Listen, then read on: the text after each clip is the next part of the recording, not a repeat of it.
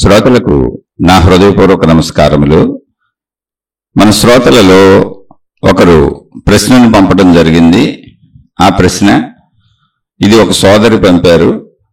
మాకు తెలిసిన ఆవిడ రాత్రిపూట 10-11 టైంలో మెడిటేషన్ అంటే ధ్యానము చేస్తుండగా ఒక్కసారిగా ఏడవటము, వెంటనే నవ్వటము, మళ్ళీ వెనువెంటనే నేను భగవంతుడితో మాట్లాడుతున్నాను అంటే ఇక్కడ ఆ దేవుడి పేరు రాశారు. ఆ పేరు నేను చెప్పట్లేదు.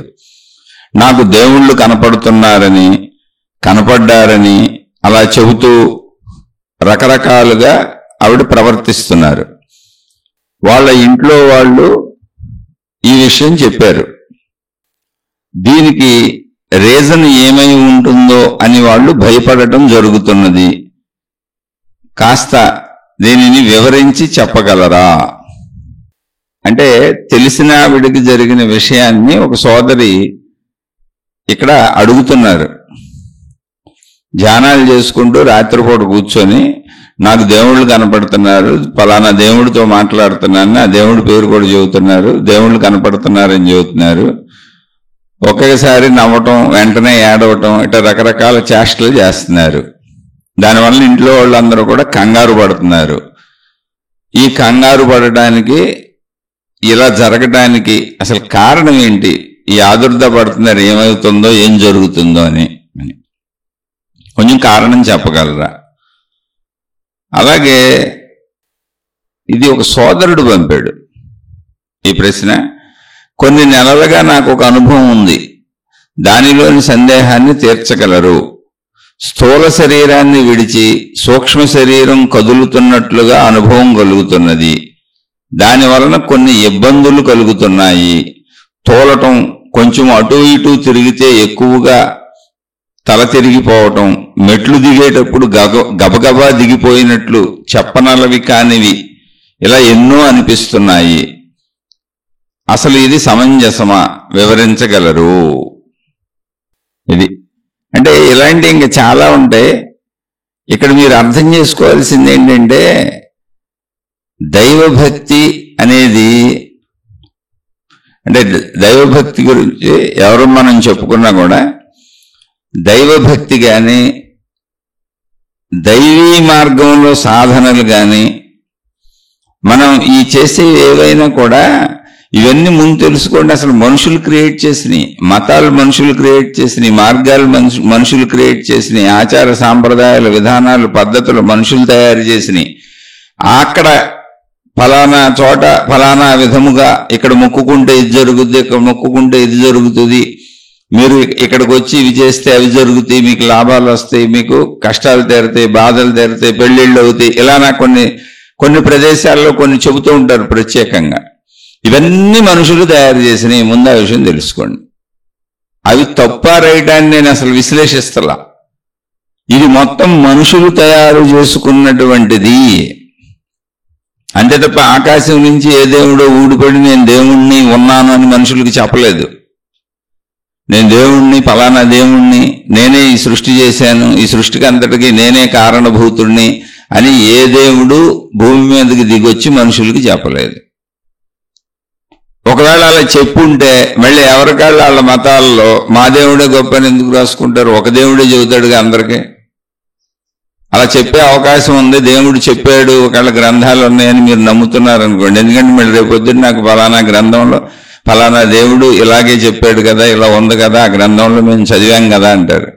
అప్పుడు నేను ఆ మతానికి సపోర్టు కాదు, ఆ మతానికి వ్యతిరేకము కాదు. మీకు ఒకటే ఇక్కడ లాజికల్ అంటే తర్కబద్ధమైనటువంటి ఆలోచనతో మనకు ఇవ్వబడిన మెదడుతో ఆలోచిస్తే ఎవరి గ్రంథాలు వాళ్ళే రాసుకున్నారు. అనేక మంది దేవుళ్ళు ఎందుకుంటారు, అనేక మంది దేవతలు ఎందుకుంటారు, అనేక మతాలు ఎందుకుంటాయి, అనేక విధానాలు ఎందుకుంటాయి, అనేక పద్ధతులు ఎందుకుంటాయి, అనేక అనుభవాలు, ఎవరి అనుభవాలు వాళ్ళకి ఎందుకుంటాయి. ఇప్పుడు దేవుళ్ళు కొంతమందికి ఎందుకు కనపడతారు, కొంతమందికి ఎందుకు కనపడరు, వాళ్ళకే ఎందుకు అనుభవాలు జరుగుతున్నాయి, మిగిలిన వాళ్ళందరికీ ఎందుకు జరగట్లేదు? ఇక్కడ ఇలా ప్రశ్నించుకున్నప్పుడు మీరు ఒకవేళ గమనిస్తే, మళ్ళీ నేను వితండవాదంగా ప్రశ్నించుకోమని చెప్పటం లేదు, బ్రతకడానికి అవసరమైనటువంటి మానసిక స్థితిని సరిగ్గా ఉంచుకోండి అని చెబుతున్నా. మనకున్నది శరీరము, మనసు, ప్రాణశక్తి. ప్రాణశక్తి శరీర మనసుల్ని నడుపుతుంది. ప్రాణశక్తిని పక్కన పెట్టేసిన తర్వాత ఆలోచిద్దాం. మనసు ఎప్పుడు ఊహాత్మకంగా ఉంటుంది. ఆ మనసులో భయాలు ఉంటాయి, ఆందోళనలు ఉంటాయి, కంగారులు ఉంటాయి. ఆ మనసు ఎన్నో ఊహించుకుంటూ ఉంటుంది. మనసు రకరకాలైన చేష్టలు చేస్తూ ఉంటుంది. శరీరం అన్ని చేష్టలు చేయలేదు. ఇప్పుడు ఒక మనసుతో మానసికంగా బిల్డింగ్ మీద నుంచి కిందకి దూకేసినట్టు ఊహించుకోవచ్చు, కింద నుంచి పైకి బిల్డింగ్ మీదకి ఎగిరి ఎక్కేసినట్టు ఊహించుకోవచ్చు. స్పైడర్ మ్యాన్లా, సూపర్ మ్యాన్లా, ఇవన్నీ కల్పనలో. కానీ నిజంగా మనుషులు ఎవరో స్పైడర్ మ్యాన్లా, సూపర్ మ్యాన్లా ఎలా ఎగరలేరు, ఉండరు. అలాంటి వాళ్ళు అసలు ఉండరు. అది కల్పనాత్మకత, సినిమాది. కానీ ఆ పనులన్నీ చేస్తుంది ఎవరు? సినిమా సృష్టిస్తుంది ఎవరు? మనసే. ఇప్పుడు ఇన్ని రకాల సినిమాలు వస్తున్నాయి, ఎన్ని రకాల టీవీ సీరియల్స్ వస్తున్నాయి, ఎన్నెన్నో చూపిస్తున్నారు, ఎన్నెన్నో రకాల కల్పనలు ఉన్నాయి. సినిమా అంటేనే కల్పన. ఎన్నెన్నో అద్భుతమైన కల్పనలు తీసేస్తారు. పెద్ద పెద్ద జంతువులు వచ్చేస్తాయి. విమానాలు జంతువులను పట్టుకు విసిరేస్తూ ఉంటాయి. ఒక పెద్ద పెద్ద జంతువులు విమానాలను పట్టుకొని విసిరేస్తూ ఉంటాయి. అవన్నీ సినిమాలు తీస్తారు. అడిగే రకరకాల పేర్లు పెడతారు. సముద్రంలో చేపలతో సినిమాలు తీస్తారు, పెద్ద పెద్ద చేపలు. అవన్నీ ఊహాత్మకత, కల్పనాత్మకత, మనసు చేసేది. అలా మనసు అంతంత విషయాలను బయట సృష్టించగలిగిన మనసు మన మనసు లోపల ఎన్ని ఆలోచనలు సృష్టిస్తూ ఉంటుంది చూడండి. కంగారు, భయం, ఆందోళన, ఆదుర్ద, డిప్రెషన్. ఒక డిప్రెషన్ అనేటువంటి స్థితి మనిషిని ఎంత దూరం తీసుకెళ్ళిపోతుందంటే మరణపు అంచు వరకు తీసుకెళ్ళిపోతుంది. వాళ్ళే ఆత్మహత్యలు చేసుకుని తమను తాము చంపేసుకుంటున్నారు. అదే మనసు ఎదుట వాడిని చంపేలా కూడా చేసేస్తుంది. కక్షలో ప్రతీకారాలు, అసూయలు, ఈర్ష్యలు, ద్వేషాలు, ఆశలు, ఇవన్నీ దుర్మార్గాలు చేయించి ఎదుటివాడిని చంపేలా చేస్తుంది. అంటే మనసు యొక్క శక్తిని తెలుసుకోండి ముందు. అది ఊహాత్మకత, అది కల్పనాత్మకత. శరీరం ఎప్పుడు వాస్తవంగానే ఉండగలదు. మనసుతో గాలిలో ఎగరొచ్చు మనిషి ఊహలో, కానీ శరీరం గాలిలో ఎగరలేదు. శరీరం నేల మీద నడవాలి. అలా మనసుతో ఊహించింది ఏది శరీరంతో నువ్వు మొత్తంగా చేయడం కుదరదు. అసలు కొన్ని అసాధ్యం. మనసు లేనిపోయిన దెయ్యాలు, భూతాలు, దేవుళ్ళు ఏదైనా ఊహించుకోగలదు. ఇప్పుడు దెయ్యాలు, భూతాలు ఊహించుకున్న మనసుకి, అర్ధరాత్రి గాలిలో చీకట్లో మొక్కలు కదులుతుంటే భయపడిపోయి అక్కడ ఎవరో ఉన్నారనుకునే మనసుకి, నాకు దేవుడు కనపడ్డాడన్న మనసుకి పెద్ద తేడా ఏమి లేదు. అలానే దేవుణ్ణి తక్కువ చేశాను, దెయ్యాలతో పోల్చానని అనుకోబాకండి. మానసిక లక్షణాలు మీకు తెలియటం కోసం చెబుతున్నా. నేను దైవభక్తుడినే, నేను చక్కగా మార్గంలో సాగుతున్నవాడిని. కానీ మీలో ఒక స్థిరత ఉండాలి, ఒక స్థిత ప్రజ్ఞత ఉండాలి. ఆధ్యాత్మికత అనేది మనసుని పాడు చేసుకునేటువంటి, దుష్ప్రభావాలకు లోను చేసుకునేటువంటి ఒక పిచ్చి కాదు. భక్తి ఒక పిచ్చి కాదు, దేవుడు ఒక పిచ్చి కాదు, మతం ఒక పిచ్చి కాదు, మార్గం ఒక పిచ్చి కాదు, గురువు ఒక పిచ్చి కాదు. అలా పిచ్చెక్కించుకోకూడదు. మతము, మార్గము, గురువు, జ్ఞానము, గ్రంథము, దేవుడు, ఆధ్యాత్మికత, భక్తి అన్నీ కూడా కేవలము నువ్వు తప్పు చేయకుండా, పొరపాట్లు చేయకుండా, మోసాలు చేయకుండా, అన్యాయాలు చేయకుండా, అక్రమాలు చేయకుండా ధర్మ మార్గంలో జీవించటానికి అనువుగా, కేవలము నువ్వు ధర్మంగా మంచిగా జీవించడానికి అనువుగా నీకు అవసరమైనటువంటి విషయాలను తెలియజేస్తూ ఉంటాయి. దాన్ని జ్ఞానము అన్నారు. అంతకు మించి నీకు ఏ అద్భుతాలు జరగవు, ఏ మహిమలు జరగవు, ఏ మాయలు జరగవు, ఎవరు ఏ దేవుళ్ళు నీకు కనపడరు, ఎవరో ఏముండదు. అదంతా నీ మనోకల్పన. కానీ ఇటువంటి వాటిని మనోకల్పనలను ప్రచారం చేసేవాళ్ళు ఎక్కువైపోవటం వలన వాటికి మహిమలు, మాయలు, అద్భుతాలు అని సభలు పెట్టి, స్టేజీలు పెట్టి, పుస్తకాలు రాసి దేవుళ్ళు మాతో కనపడుతున్నారని, దేవుళ్లతో కాన్వర్సేషన్ అని, ఫలానా దేవుడు నాకు ధ్యానంలో నాతో మాట్లాడతాడని ఆ పుస్తకాలు రాసి ఇలా ప్రశ్నలు, వాళ్ళ సమాధానాలు ఇలా అనాదిగా సాగుతుంది. భక్తి మార్గంలో, ఆధ్యాత్మిక మార్గంలో, దైవీ మార్గంలో, మత మార్గంలో. కొంతమంది అలా పాపం ప్రజల్ని ఎప్పటికీ నమ్మిస్తూనే ఉన్నారు, ప్రజలై నమ్ముతూనే ఉన్నారు. అలా కూర్చొని ధ్యానం చేస్తుంటే సర్వం జరిగిపోద్దని చెప్పేవాళ్ళు బోల్డ్ మంది ఉన్నారు, బోల్డ్ సంస్థలు ఉన్నాయి. సూక్ష్మ శరీర యానాలు చేసేస్తావు, నువ్వు సూక్ష్మ శరీరంతో బయటకు వచ్చి లోకాలన్నీ తిరిగేయచ్చు అని చెబుతూ ఉంటారు. చాలా మంది మేము సూక్ష్మ శరీర యానాలు చేశాము, సూర్యలోకం వెళ్ళాం, చంద్రలోకం వెళ్ళాం, లోకాలన్నీ తిరిగి వచ్చాం, మా ఆయన సూర్యలోకంలో కనపడ్డాడని ఒక ఆవిడ చెప్పింది. అలా ఆయన చచ్చిపోయాడంట. ఇవి ధ్యానం చేస్తూ సూక్ష్మ శరీర యానంలో వెళ్ళిపోయిందంట సూర్యలోకానికి. ఆ సూర్యలోకంలో ఉన్నాడంట ఆయన. అది సూక్ష్మ శరీరం కాబట్టి సూర్యుడికి లోకం ఏంటి? అసలు సూర్యుడు మండుతున్న అగ్నిగోళం. సూర్యలోకం ఎక్కడుంది? మండుతున్న అగ్నిగోళం లోపల మంట ఉంది, అగ్ని ఉంది. లోకం ఎక్కడుంది? లోకం ఉంటే మన వాళ్ళు ఆల్రెడీ వెళ్ళిపోదురు కదా, చంద్రుడి మీద దిగినట్టు దిగుదురు. సూర్యుడు అక్కడెక్కడో మనకి కొన్ని లక్షల కోట్ల చవటానికి వీలు లేనంత దూరంలో ఉంటేనే ఆ కాంతి వేడికి మనం భరించలేక వేసవకాలం ఏసీలు పెట్టుకున్నాం. ఏంటి కాంతి వేడది? సూర్యుడు మండిపోతున్న అగ్నిగోళం. ఆ లోపల ఒక లోకం ఉందనుకుంటున్నారు. ఆ లోకంలో లైన్ కనపడ్డాడు. అంటే ఇదంతా ఎవరు చెప్పారు? వాళ్ళ గురువులు చెప్పారు. వాళ్ళు ధ్యానానికి కూర్చోబెట్టేటప్పుడే, అంటే చాలా సంస్థలు ధ్యానానికి కూర్చోబెట్టేటప్పుడే మనిషిని ప్రిపేర్ చేస్తారు. నువ్వేం భావించుకోవాలి, నువ్వేం అనుకోవాలి, నువ్వు ఎలా అనుకోవాలి, ఎలా ఊహించుకోవాలి, ఎలా కల్పించుకోవాలి, నీ భావన నువ్వే ఎలా కల్పించుకోవాలి, ఎలా ఊహించుకుంటే ఏం జరుగుతుంది అని మొత్తం చెప్పేస్తారు. ఇప్పుడు మొత్తం చెప్పేలా ఊహించుకో అంటే ఇప్పుడు కాకపోతే 10 రోజులు కాకపోతే 10 నెలలకైనా ఆ ఊహ నువ్వు ఊహించుకొని వెళ్ళిపోయినట్టు భావించుకుంటావుగా. ధ్యానం అంటే అది కాదు. ధ్యానం అంటే ఏంటో తెలుసా? మనకి ఎప్పుడూ ధ్యాస ఏదో ఒక వైపు వెళ్ళిపోతూ ఉంటుంది. అదేగా మనకి భయం, బాధ, ఆందోళన, ఒత్తిడి, ఈ ఊహలో ఆలోచనలన్నీ పరుగులు పెట్టడమే కదా. ధ్యాస ఏదో ఒక విషయం మీదకి వెళ్ళిపోతూ ఉంటుంది. ఎప్పుడు ఏదో ఒక ఆలోచన వస్తూ ఉంటుంది. అది ఆశలో, అత్యాశలో, కోరికలో, దురాశలో, దుర్మార్గాలు, మంచిలో, చెడులో, మొత్తానికి ఏదో ఒకటి మెలకువలో ఉన్నంతకాలం గాఢ నిద్రలోకి వెళ్ళినంతసేపు మనసు పరుగులు పెడతానే ఉంటుంది. ఏదో ఒక దాన్ని పట్టుకు తిరుగుతూనే ఉంటుంది. అంటే ధ్యాస మనస్సు రూపంలో ఏదో ఒక విషయాన్నో భావాన్నో పట్టుకొని ఊహించుకుంటూ తిరుగుతూ ఉంటుంది.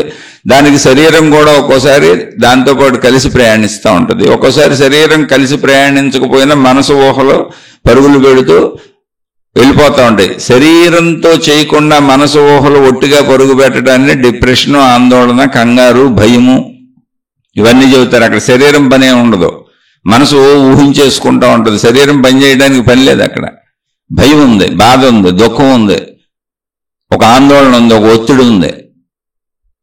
అంటే నేను పూర్వం నాకు తెలిసిన వాళ్ళే పాము పగబెట్టిందని చెప్పారు. ఎప్పుడో విషయాలు ఇవన్నీ.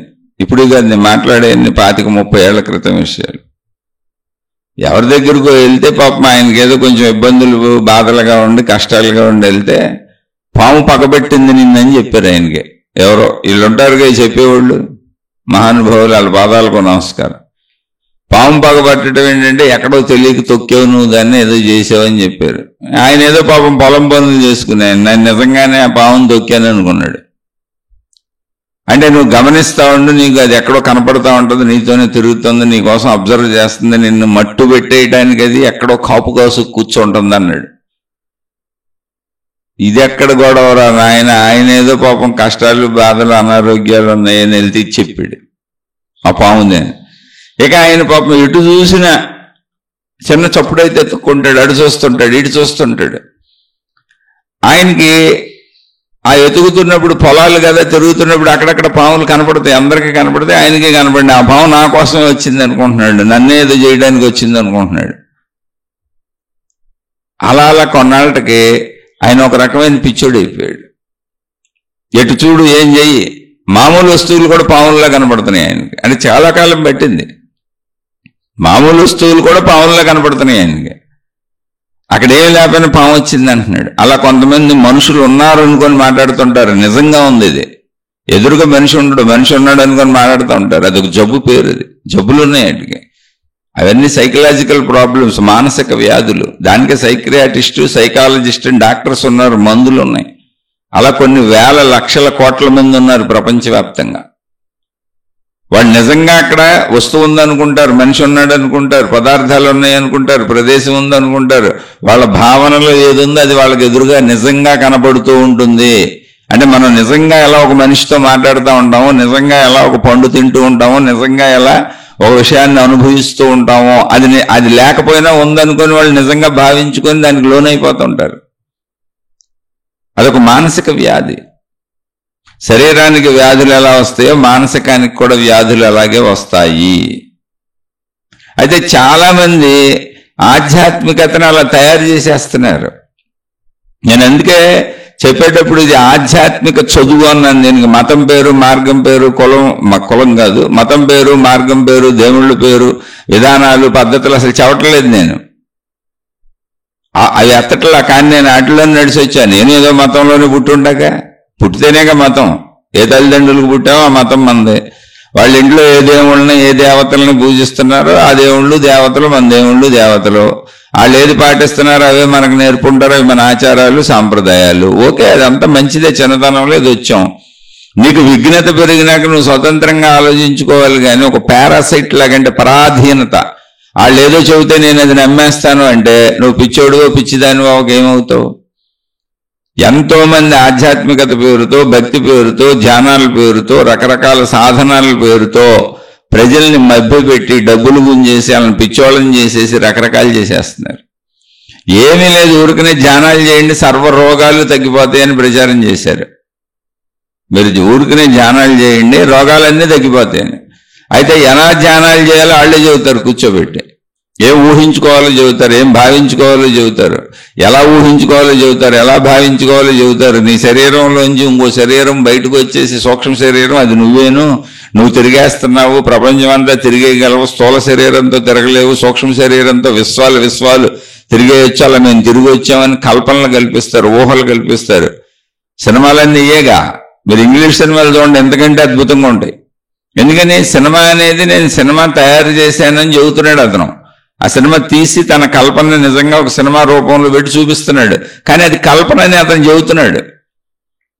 వీళ్ళు దాన్ని నిజం చేస్తున్నారు. కల్పన అంటలా. ఇదంతా ఆధ్యాత్మికతలో శక్తుల వలన వచ్చేస్తుంది. సూక్ష్మ శరీరానికి అంత శక్తి ఉందని చెబుతున్నారు. ఏమీ లేదు. ఇవి చెప్పిన వాళ్ళందరూ, వీటిని ప్రచారం చేసిన వాళ్ళందరూ సర్వ రోగాలకు లోనయ్యారు. అనేక రోగాలకు లోనయ్యారు. రోగాలు తగ్గిపోతాయి అని ఇవి చెప్పి సంస్థలు పెట్టినటువంటి గురువులు, మహాత్ములు, మాతాజీలు అనేక మంది రోగాలకు గురయ్యి సర్వ రోగాలతో చనిపోయారు. నాకు తెలిసిన ఆయన ఈ మధ్య కాలంలో 2 కిడ్నీలు చెడిపోయి చనిపోయాడు. ఆయన 40-50 ఏళ్ళు ప్రచారం చేశాడు. అలా ఎంతో మంది ఉన్నారు. అయితే వాళ్ళ గురించి చెప్పాలని కదా, అలా చనిపోయిన వాళ్ళు, వాళ్ళకున్న జబ్బులు పేరులతో సహా లిస్టులు చెప్పగలను. ఎందుకంటే నేను దాన్ని స్టడీ చేశాను. ఎన్ని మహిమలు, ఎన్ని మాయలు నిజమైతే, ఎన్ని అద్భుతాలు నిజమైతే అసలు ఈ గురువులకు జబ్బులు ఎందుకు వస్తున్నాయి, మాతాజీలకు జబ్బులు ఎందుకు వస్తున్నాయి, వీళ్ళు ఎందుకు కళ్ళజోళ్ళు పెట్టుకు తిరుగుతున్నారు, వీళ్ళకెందుకు మోకాళ్ళ నొప్పులు, కేళ్ళ నొప్పులు, కాళ్ళ నొప్పులు వస్తున్నాయి, మళ్ళీ వీళ్ళు దేవుడు మహిమలే ప్రచారం చేస్తున్నారు స్టేజీ పెట్టి. అసలు ఆ స్టేజీ మీద వీళ్ళు కూర్చుంటే నడువు నొప్పి వీళ్ళకి, ఆ స్టేజీలో ఎక్కుతుంటే కాళ్ళ నొప్పులు, మోకాళ్ళ నొప్పులు వీళ్ళకి. కానీ మేకప్ వేసుకొని అందంగా తయారైపోయి ఒక డ్రెస్ వేసేసుకొని ఆ స్టేజీ మీద కాసేపు యాక్షన్ చేస్తున్నారు. కొంతమందికి మూత్ర విసర్జన అవ్వదు, కొంతమందికి మల విసర్జన అవ్వదు. ఎవరు నేను చెబుతుంది గురువులు, మాతాజీలు అనేవాళ్ళుగా. బీపీలు, షుగర్లు, రకరకాల వ్యాధులు, వాటికి మందులు వాడుకుంటున్నారు. అవన్నీ స్టేజీ మీద చెప్పరు. మహిమలో మాయలు చెబుతారు. ఆ దేవుడి ద్వారా జరిగినటువంటి మహిమలో మాయలు, అద్భుతాలు, ఆ దేవుడి ద్వారా, ఈ గురువు గారి ద్వారా, ఈ సంస్థ ద్వారా, ఈ మాతాజీ ద్వారా జరిగినటువంటి మహిమలు, మాయలు, అద్భుతాలు, వాటి ప్రచారాలు. వాళ్ళందరికీ జబ్బులు ఉన్నాయి. సర్వ వ్యాధులు అనిపిస్తున్నారు వీళ్ళు. కానీ అవి ఏమాత్రం చెప్పరు. మేకప్లు వేసుకొచ్చేస్తారు, డ్రెస్సులు వేసుకొని స్టేజీలు ఎక్కేస్తారు, అద్భుతంగా దంచేస్తారు ఉపన్యాసాలు. ఉపన్యాసానికి ముందు బిళ్ళలు మింగెళ్తారు, ఉపన్యాసం అయిపోయినాక వచ్చి బిళ్ళలు మింగుతూ ఉంటారు. ఇక అన్ని రకాల జబ్బులు ఉన్నాయి వాళ్ళకి. ఆడన్నిటికీ మందులు వాడుకుంటూ తిరుగుతూ ఉంటారు. కానీ ఆ మందులు, జబ్బులు చెప్పరు, అంతే మహిమలు చెబుతారు. ఇప్పుడు మహిమలు చెప్పించాడు, మందులు, జబ్బులు కూడా చెప్పారు. ఇప్పుడు పుస్తకాలు రాస్తారు వాళ్ళు. మహిమలు జరుగుతున్నాయి, మాయి జరుగుతున్నాయి, ఈ జరుగుతున్నాయి, మా దేవుణ్ణి మించినోడు లేడు, మా మతాన్ని మించింది లేదు, మా గురువుని మించినోడు లేడు, మా మాతాజీని మించినోడు లేరు, సర్వం మా దగ్గరే జరుగుతున్నాయి, సర్వరక్షణలు మీకున్నాయని చెప్పి వీళ్ళు డాక్టర్ల దగ్గరికి సీక్రెట్గా వెళ్ళి వస్తుంటారు, హాస్పిటల్కి వెళ్తుంటారు, మందులు వాడుతుంటారు, లేదా డాక్టర్లనే పిలిపించుకొని మందులు వాడుతుంటారు. వ్యాధులు ఉంటాయి, అన్ని బాధలు ఉంటాయి, అన్ని కష్టాలు ఉంటాయి. ఆ ట్రీట్మెంట్ చేసే డాక్టర్లను కూడా నమ్మిస్తూ ఉంటారు. ఏమి లేదు, ఇది ఊరిని శరీరానికి అంతే, ఇదంతా పై విషయం అంటే పాపం డాక్టర్లు కూడా వీళ్ళని అనుసరిస్తుంటారు. ఆఖరికి అంత చదువుకున్న డాక్టర్ కూడా ఇదేంటని ప్రశ్న వేసుకోడు. వైద్యం చేసి టాబ్లెట్ ఇచ్చి ఆ గురువు గారికి, ఆ మాతాజీకి పాద నమస్కారం చేసి ఇంటికి వెళ్తాడు. ఏంటంటే వీళ్ళలో మహిమ ఉంది, శక్తి ఉందని. మరి నువ్వు వైద్యం దేనికి చేసావు, నువ్వు టాబ్లెట్లు దేనికి ఇచ్చావు, నువ్వు ఇంజక్షన్లు దేనికి ఇచ్చావు, నువ్వు టెస్టులు దేనికి చేస్తున్నావు, వీళ్ళ దగ్గర ఇన్ని మహిమలు మాయలు ఉంటాయి, ఇవన్నీ ఎందుకు? ఆఖరికి వెళ్ళి ఆ డాక్టర్లు వాళ్ళు కూడా ప్రచారం చేస్తున్నారు. ఏంటి ఆ దేవుడు లీలలో మహిమలు, ఈ గురువు గారి లీలలో మహిమలు, ఈ మాతాజీ గారి మహిమలు లీలలో. నేను ఎవరిని విమర్శించట్లా, సత్యాన్ని సత్యంగా చెప్పండి. ఆధ్యాత్మికత ఉన్నమాట నిజం, దేవుళ్ళు నిజం, దేవతలు నిజం, మతాలు నిజం, మార్గాలు నిజం, గురువులు నిజం, మాతాజీలు నిజం. కానీ శరీర రూపధారణలో ఉన్నప్పుడు దేవుడైనా, గురువైనా, మాతాజీ అయినా, మనమైనా, సామాన్యుడైనా, దొంగ అయినా, మంచోడైనా, మహాత్ముడైనా అందరూ ఒకటే. శరీరపరంగా అందరూ ఒకటే. అక్కడ ఏ మహిమలు లేవు, ఏ మాయలు లేవు, ఏ అద్భుతాలు లేవు. మనోపరంగా ఎవరి భావనలు వాళ్ళకి, ఎవరి కల్పనలు వాళ్ళకి, ఎవరి ఊహలు వాళ్ళకి, ఎవరి ఆలోచనలు వాళ్ళకే ఉన్నాయి కనుక మనస్సులు వేరువేరుగా పనిచేస్తాయి కనుక ఎవరికి వాళ్ళు వాళ్ళకి తగిన విధానంలో మతాలు ఏర్పాటు చేసుకున్నారు, మార్గాలు ఏర్పాటు చేసుకున్నారు, ఆచార సాంప్రదాయాలు ఏర్పాటు చేసుకున్నారు, విధానాలు పద్ధతులు ఏర్పాటు చేసుకున్నారు. అక్కడ ఆ దేవుడు అనేది మనం కల్పించుకున్న, మనుషులు కల్పించిన దేవుడు కనుక మన ముందు తరాల వాళ్ళు చేసినటువంటి ఏర్పాట్లే ఆ దేవుళ్ళ ఏర్పాట్లే మతాలుగా, ప్రార్థనాలయాలుగా, అనేక జ్ఞాన గ్రంథాలుగా మనకు అందినవి కనుక వాటిని మనం ఇప్పుడు విచారించకుండా, పరిశీలించకుండా, అనుభవించకుండా, అనుభూతి చెందకుండా వాటిని ఆ మహిమలు మాయలు నిజమని నమ్ముకొని వెళ్ళిపోతే కష్టం. మళ్ళీ నువ్వు నీ సొంత అనుభవం తీసుకో, జ్ఞానం తీసుకో, మంచిగా ఉండమనే జ్ఞానం ఎప్పుడు తీసుకో. మతములు, మార్గములు, విధానములు, దేవుళ్ళు, గురువులు, పద్ధతులు, వీటిని నడిపే అనేక సంస్థలు, అనేక సాంప్రదాయాలు, పద్ధతులు, ఇవన్నీ కూడా ఆధ్యాత్మిక పాఠశాలలు అంతే. భౌతిక చదువుల్లో ఎటువంటి అద్భుతాలు ఉండవు. చదువుకుంటే పాస్ అవుతావు, పరీక్షలు రాసినాక చక్కటి మార్కులు రావాలంటే నువ్వు బాగా చదవాలి, చదివితేనే పాస్ అవుతావు. సేమ్ అంటే భౌతిక చదువుల్లో ఎలా అయితే అద్భుతాలు, మహిమలు, మాయలు లేవో అలాగే ఆధ్యాత్మిక చదువు కూడా అంతే. అయితే ఆధ్యాత్మిక చదువు అంటే ఏంటి అంటే ఏమీ లేదు. ఈ సృష్టికి మూల కారణం ఏంటి, ఈ సృష్టికి మూల కారణం ఏంటి అన్నప్పుడు సృష్టిలో నేను కూడా భాగం కాబట్టి నాకు కూడా మూల కారణం ఏంటో తెలుస్తుంది. అసలు నేను ఎందుకు పుడుతున్నాను, ఎందుకు చనిపోతున్నాను, చాలా సింపుల్ ఇష్యూ. ఇదంతా నా ప్రమేయం లేకుండా ఎందుకు సాగిపోతుంది. ఇప్పుడు శరీరం నాదే అయినప్పుడు పూర్తిగా నా మాట వినాలి కదా, ఏముంది అందులో పెద్ద విశేషం? అక్కడ అద్భుతాలు ఏంటి, మహిమలు ఏంటి, మాయలు ఏంటి, ఏమి లేవు. అదొక చదువు. చదువులాగా చదువుకుంటే బుర్ర పిచ్చెక్కదో. చదువులాగా చదవకుండా అది ఎవరో దేవుడు ఎక్కడో కూర్చొని మహిమపరుడు, శక్తివంతుడు, అన్నీ చేస్తున్నాడు అయినప్పుడు పిచ్చెక్కుద్ది. ఇప్పుడు జబ్బులు తగ్గిస్తాడు, కష్టాలు పోగొడతాడు, బాధలు పోగొడతాడు, నువ్వు కోరుకున్నవన్నీ ఇస్తాడు, నీకు రక్షణ ఇస్తాడు అన్నప్పుడు అసలు నిన్ను శిక్షించాడు ఎందుకు? ముందు అదే దేవుడు కదా. నీకు జబ్బులు ఎందుకు ఇచ్చాడు, నీకు కష్టాలు ఎందుకు పెట్టాడు, నీకు కన్నీళ్ళు ఎందుకు పెట్టాడు, నీకు రోగాలు ఎందుకు వచ్చినాయి, నువ్వు ఇబ్బందులు ఎందుకు పడుతున్నావు, నువ్వు అశాంతికి ఎందుకు లోనయ్యావు, అదే దేవుడు కదా. నువ్వు పూజించే దేవుడు కదా, ఇంతకు ముందు కూడా ఉంది. నువ్వు ఆ దేవుడిని పూజిస్తానే ఉన్నావు కదా. ఇప్పుడు స్పెషల్గా నీకు ఇప్పుడు మళ్ళీ మహిమలు ఎలా చేస్తాడు? ఒకవేళ ఇప్పుడు మహిమలు చేస్తే ముందెందుకు నీకు జబ్బులు పెట్టాడు, నీకెందుకు ముందు అనారోగ్యాలు పెట్టాడు, నీకెందుకు ముందు బాధలు పెట్టాడు, నీకెందుకు ముందు కష్టాలు పెట్టాడు? ఈ ప్రశ్న మనం వేసుకోం. ఎందుకు వేసుకోమంటే మనం జ్ఞానంతో వెళ్ళటం లేదు, కోరికలతో వెళ్తున్నాం, ఆశలతో వెళ్తున్నాం, అత్యాశలతో వెళ్తున్నాం, దురాశలతో వెళ్తున్నాం.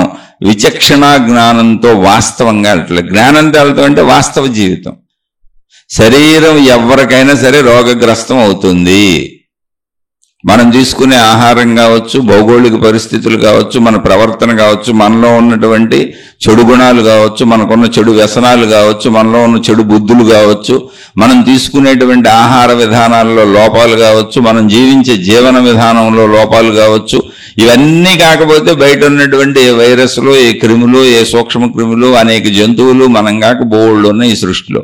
వాటి నుంచి వ్యాపించేటువంటి అనారోగ్యాలు కావచ్చు, అనేక కారణాలు ఉన్నాయి ఇక్కడ మనకి వ్యాధులు, బాధలు రావడానికి. ఏంటి? శారీరక మానసిక అనారోగ్యాలకే. మానసిక అనారోగ్యాలన్నీ మన ఊహలో, శారీరక అనారోగ్యాలన్నీ ఇన్ని రకాలుగా మనం చెప్పుకున్నట్టు ఎన్ని రకాలుగా రావచ్చు. కాబట్టి శరీరంతో బాధపడని వ్యక్తి, శరీరం ధరించిన వ్యక్తి భూమి మీద ఎవడో ఉండడో, స్త్రీలైన పురుషులైన. పుట్టిన కాడి నుంచి మరణించే వరకు ఏదో ఒక రకమైన అనారోగ్యాలకు ఎప్పుడో ఒకప్పుడు లోనవుతూనే ఉంటారు, తక్కువ ఎక్కువ. ఇక్కడ ఇంకా విచక్షణ జ్ఞానాన్ని ఉపయోగించకుండా ఎవరైనా సరే మనిషికి ఇవ్వబడిన విచక్షణ జ్ఞానాన్ని ఉపయోగించకుండా, జ్ఞానాన్ని వాడుకోకుండా మతాలను నమ్మి, మార్గాలను నమ్మి, ఆ మత పెద్దలను నమ్మి, వాళ్ళు చెప్పే నమ్మి, ఆ గురువులను నమ్మి, వాళ్ళు చెప్పే మహిమలు నమ్మి, మాయలు నమ్మి, వాళ్ళు రాసినటువంటి ఈ మహిమల మాయలతో కూడిన గ్రంథాలన్నీ చదివి దేవుడు అలా చేశాడు, దేవుడు ఎలా చేశాడు, గురువు ఎలా చేశాడు, ఆ గురువు ఎలా చేశాడు, ఈ గురువు ఎలా చేశాడు అన్నీ నమ్మి, నేను కష్టపడకుండా నన్ను ఎవరో ఉద్ధరించేస్తారు, నేను కష్టపడకుండా ఎవరో నాకు అన్ని సమకూర్చేస్తారు, నేను శ్రమ పడకుండా నాకు అన్ని ఎవరో ఇచ్చేస్తారని వాళ్ళ చుట్టూ తిరిగే వాళ్ళందరూ పేకాటలాడుతున్న వాళ్ళు లాంటి వాళ్ళు కాయరజ కాయలే. నేను కష్టపడను, నాకు అన్ని కావాలంటే భూమి మీద ఎవరికి ఏది రాదు. ఏ దేవుడు నువ్వు కష్టపడకుండా నీకేమీ తెచ్చేవాడు. అటువంటి వాళ్ళందరూ ఆశలతో, అత్యాశలతో, దురాశలతో బతికి మానసికమైన వ్యాధులకి గురవుతారు. ఇప్పుడు చాలా మంది ఈ ఆధ్యాత్మిక మార్గంలో, భక్తి మార్గంలో ఇలా చెప్పేటువంటి మహిమలు, మాయలు, అద్భుతాలు వీటన్నింటికి వెళ్ళిపోయి తాళ్ళని, తాయిత్తులని, జాతకాలని, జ్యోతిష్యాలని, వాస్తులని రకరకాల వాటికి వెళ్ళిపోయి తమ మీద తాము నమ్మకం కోల్పోయి ఎంత దిగజారిపోయారంటే ఎవరి దగ్గరకో వెళ్ళి ఇప్పుడు మా అబ్బాయికి ఎలాంటి అమ్మాయిని చూడాలి, ఆ అమ్మాయికి పేరు ఎలా ఉండాలి, నక్షత్రం ఎలా ఉండాలి, ఏముండాలి, ఎటు ఉండాలి, ఎత్తు ఎలా ఉండాలి, ఎటువంటి అమ్మాయి ఏ దిక్కులో దొరుకుద్దో కూడా ఎవరినో అడుగుతారు వెళ్ళి. వాళ్ళు చెబుతారు ఫలానా దిక్కులో అమ్మాయి ఉంది, ఫలానా దిక్కులో అబ్బాయి అన్నాడు, వెళ్ళి చూసుకోండి. చెప్పినందుకు ఆయనకి చిల్లర సమర్పించుకుంటారు. అమ్మో మహిమపూరుడు అన్నీ చెప్పేశాడు అంటాం మనం. నాయన మనం ఇలా ఉన్నంతకాలం అలాంటి వాళ్ళు కూడా ఉంటారు, వాళ్ళు మనలాంటి మనుషులే, మన బుద్ధి కనిపెట్టి చెబుతున్నారని. ఆశ ఉన్నవాడికి, అత్యాశ ఉన్నవాడికి, భయం ఉన్నవాడికి విచక్షణా జ్ఞానం పనిచేయదు. ఆ విచక్షణా జ్ఞానాన్ని పెంచేది ఆధ్యాత్మిక చదువు, అంతకంటే ఇక్కడ ఏం లేదు. ఇంకా ఆధ్యాత్మిక చదువు అంటే శరీరము మనస్సుల సమన్వయంతో మనస్సుని ఊహాత్మకంగా, ఆందోళనగా, భయంగా, ఆశగా, అత్యాశగా, దురాశగా, చెడువైపు విపరీతంగా పరుగులు తీయకుండా ఆపి శరీరంతో కలుపుకొని మనసుని ఒక స్థిరత్వంలో ఉంచి మన శారీరక స్థితి ఇంతే, ఇంతవరకే నేను చేయగలను, నేను ఆకాశంలో ఎగరలేను, నేను నీళ్ల మీద నడవలేను, నేను ఆహారం లేకుండా బతకలేను, నేను మలమూత్ర విసర్జన చేయకుండా ఉండలేను, నేను నిద్రపోకుండా ఉండలేను, శరీరానికి ఒక పరిమితి ఉంది, శరీరానికి అన్ని పరిమితులే ఉన్నాయి, అదొక స్థితిలో సాగిపోతా ఉంటది, ఎదుగుతూ ఉంటది, బాల్య కౌమార యవ్వన వార్ధక్య దశలు దానికి తప్పవో. అలాంటి కొన్ని చక్కటి సహజమైనటువంటి శరీరపరమైనటువంటి భావాలను భావించుకునేలా మనసును అత్యాశలకి, దురాశలకి, పనికిరాని చెత్త ఊహలకి పరిగెత్తకుండా ఉండేలా అదుపు చేసుకునేటువంటి విచక్షణా జ్ఞానాన్ని మనలో మనం పెంచుకోవడానికి ఆధ్యాత్మిక చదువు. అదే ఆధ్యాత్మిక చదువు అంటే. నాకు తెలిసినటువంటి ఒక 80 ఏళ్ల గురువు గారు, 80 ఏళ్ళు, శరీరం ఒడిలిపోయింది, పళ్ళు ఊడిపోయింది, జుట్టు మెరిసిపోయింది, తిండి తినలేకపోతున్నారు, రకరకాల వ్యాధులు ఉన్నాయి, మందులు వేసుకుంటూ తిరుగుతున్నారు. పాపం మంచి ఆయనే, మనిషి ఏం చెడ్డాయన కాదు, వయసు ఎవరికైనా పెరుగుద్దుగా. ఓ 40 ఏళ్ల నుంచి దైవీ ప్రచారాల్లోనే ఉన్నటువంటి మహానుభావుడు గురువు. అందులో తప్పే ఉంది, ఆయన మనం దండం పెట్టొచ్చు, చక్కగా ఆయన పాదాల మీద పడవచ్చు, ఆయన్ని గౌరవించవచ్చు, అభిమానించవచ్చు, ప్రేమించవచ్చు. ఎందుకంటే దైవం పేరు మీద ఎంతో మందికి మంచి విషయాలు చెబుతూ వెళ్తున్నారు. ఆయనకి 80 ఏళ్ల వయసు వచ్చేసింది, అనేక అనారోగ్యాలు వచ్చినాయి, చెప్పాక కంటి చూపు తగ్గిపోయింది, పళ్ళన్నీ ఊడిపోయినాయి, తినడానికి ఇబ్బందిగా ఉంది, మలమూత్ర విసర్జనలు కూడా ఇబ్బందిగా ఉంది, మల విసర్జన కష్టంగా ఇబ్బందిగా ఉంది, దానికి రోజు ఏదో ఒకటి జ్యూసులు తాగి అవి తాగి బిళ్ళలు వేసుకుంటే తప్ప అవ్వదు. అలా అనేక బాధలు ఉన్నాయి, షుగర్లు ఉన్నాయి, బీపీలు ఉన్నాయి, అనేక రకాల జబ్బులు ఉన్నాయి. కానీ జీవితంలో వృత్తి ప్రవృత్తిగా భక్తిని పెట్టుకున్నారు, ఒక దేవుణ్ణి పెట్టుకున్నారు, ఒక దైవ ప్రచారాన్ని పెట్టుకున్నారు, ఒక మతం, ఒక విధానాన్ని పెట్టుకున్నారు, ఆ మత ప్రచారాన్ని, ఆ దైవ ప్రచారాన్ని పెట్టుకున్నారు. దానికి కొన్ని వందల వేల మందిని అనుచరులుగా, శిష్యులుగా, భక్తులుగా తయారు చేసుకున్నారు. ఎందుకంటే 40 ఏళ్ళు మనం ప్రయాణం చేస్తే, 40 ఏళ్ళు చేస్తే మామూలు భౌతికమైనటువంటి వ్యాపారంలో కూడా బోల్డ్ ఏజెన్సీలు పెట్టుకోవచ్చు, బోల్డ్ మంది మన వెనకాల వచ్చేస్తారు, బోల్డ్ డీలర్షిప్లు అవ్వచ్చు. అది పెద్ద విషయం ఏం కాదు. కానీ ఆయన తనది శరీరం 80 ఏళ్లే కానీ, అంటే ఆ రాసిన అద్భుతాలన్నీ వాళ్ళ పుస్తకాలు చదివితే ఆయన మానసిక స్థితి అర్థమైపోద్ది. బల్లి కనపడినా ఆయన పూజించే దేవుడు కనపడ్డాడని, ఆ దేవుడే బల్లి రూపంలో వచ్చాడని, దోమ ఎగురుతున్నా దోమ పదే పదే వచ్చి నా చుట్టూనే తిరుగుతుంది, నా దేవుడే నా చుట్టూ తిరుగుతున్నాడని, ఎంత తరివినా ఈగ నా దగ్గర నుంచి వెళ్ళటర్లేదు, నా రూమ్లో ఎన్నిసార్లు తరివాను అయినా వెళ్ళటర్లేదు, ఆ ఈగ నా దేవుడే అని. మనకి మరి రోజు బల్లులు దోమలు ఈగలు కనపడతానే ఉన్నాయి. కానీ ఆ గురువు గారు 40 ఏళ్లగా 45 ఏళ్లగా సాగుతున్నటువంటి గురువు గారు, ఆయనకి వేల లక్షల మంది అనుచరులు, భక్తులు, శిష్యులు, అబ్బబ్బో ఆయన చేసిన సామాన్యమైన విషయాలు కాదు. ఇలాంటి వాళ్ళు ఆ దోమలు ఈగలు బల్లులు వాటి గురించి చెబుతూ అది నా దేవుళ్ళే అంటే, పాపం ఇళ్లలో కూర్చొని బల్లులు చూసేవాళ్ళు పరిస్థితి ఇప్పుడు వీళ్ళ మానసిక స్థితి అంతా ఆయన అనుసరించే వాళ్ళందరూ ఇప్పుడు ఈ బల్లుల దేవుళ్ళు, దోమల దేవుళ్ళు, ఈగల దేవుళ్ళు అయిపోయారు. వీళ్ళందరూ అయ్యే భావించుకుంటున్నారు. సరే పోన్లేండి, అలాంటి బోర్డులు ఉన్నాయి. ఇప్పుడు ఆయన విమర్శించాలని నాకేం పని ఉంది? కానీ ఆయన రాసింది నిజం, ఆయన చెప్పింది నిజం, ఆయన అన్నది నిజం. ఇలాంటి వాళ్ళు బోర్డు మంది ఉన్నారు. ఇంకా ఇవి చిత్రాతి చిత్రాలు బోర్డు ఉన్నాయి. అవన్నీ మనం చెప్పుకోవట్ల ఆధ్యాత్మిక చదువు మంది. అయితే ఇక్కడ నాకు ఇవాళ చెప్పిన ప్రశ్నలు లాంటి ప్రశ్నలు బోర్డు మంది బోర్డు పెడతా ఉంటారు. వీళ్ళంతా మానసికమైనటువంటి వ్యాధులకి బాధలకి లోనైన వాళ్ళు. మేము దైవ మార్గంలో ఉన్నాం అనుకుంటున్నారు. కాదు, అది మానసిక బాధ, మానసిక వ్యధ. దాన్ని సరి చేసుకోవాలి విచక్షణ జ్ఞానంతో. ఒకవేళ మన వల్ల కాకపోతే శరీర వ్యాధికి ఎలా డాక్టర్ దగ్గరికి వెళ్ళి మందు తీసుకుంటామో, మానసిక వ్యాధికి కూడా అలాగే మందు తీసుకోవాలి వెళ్ళి.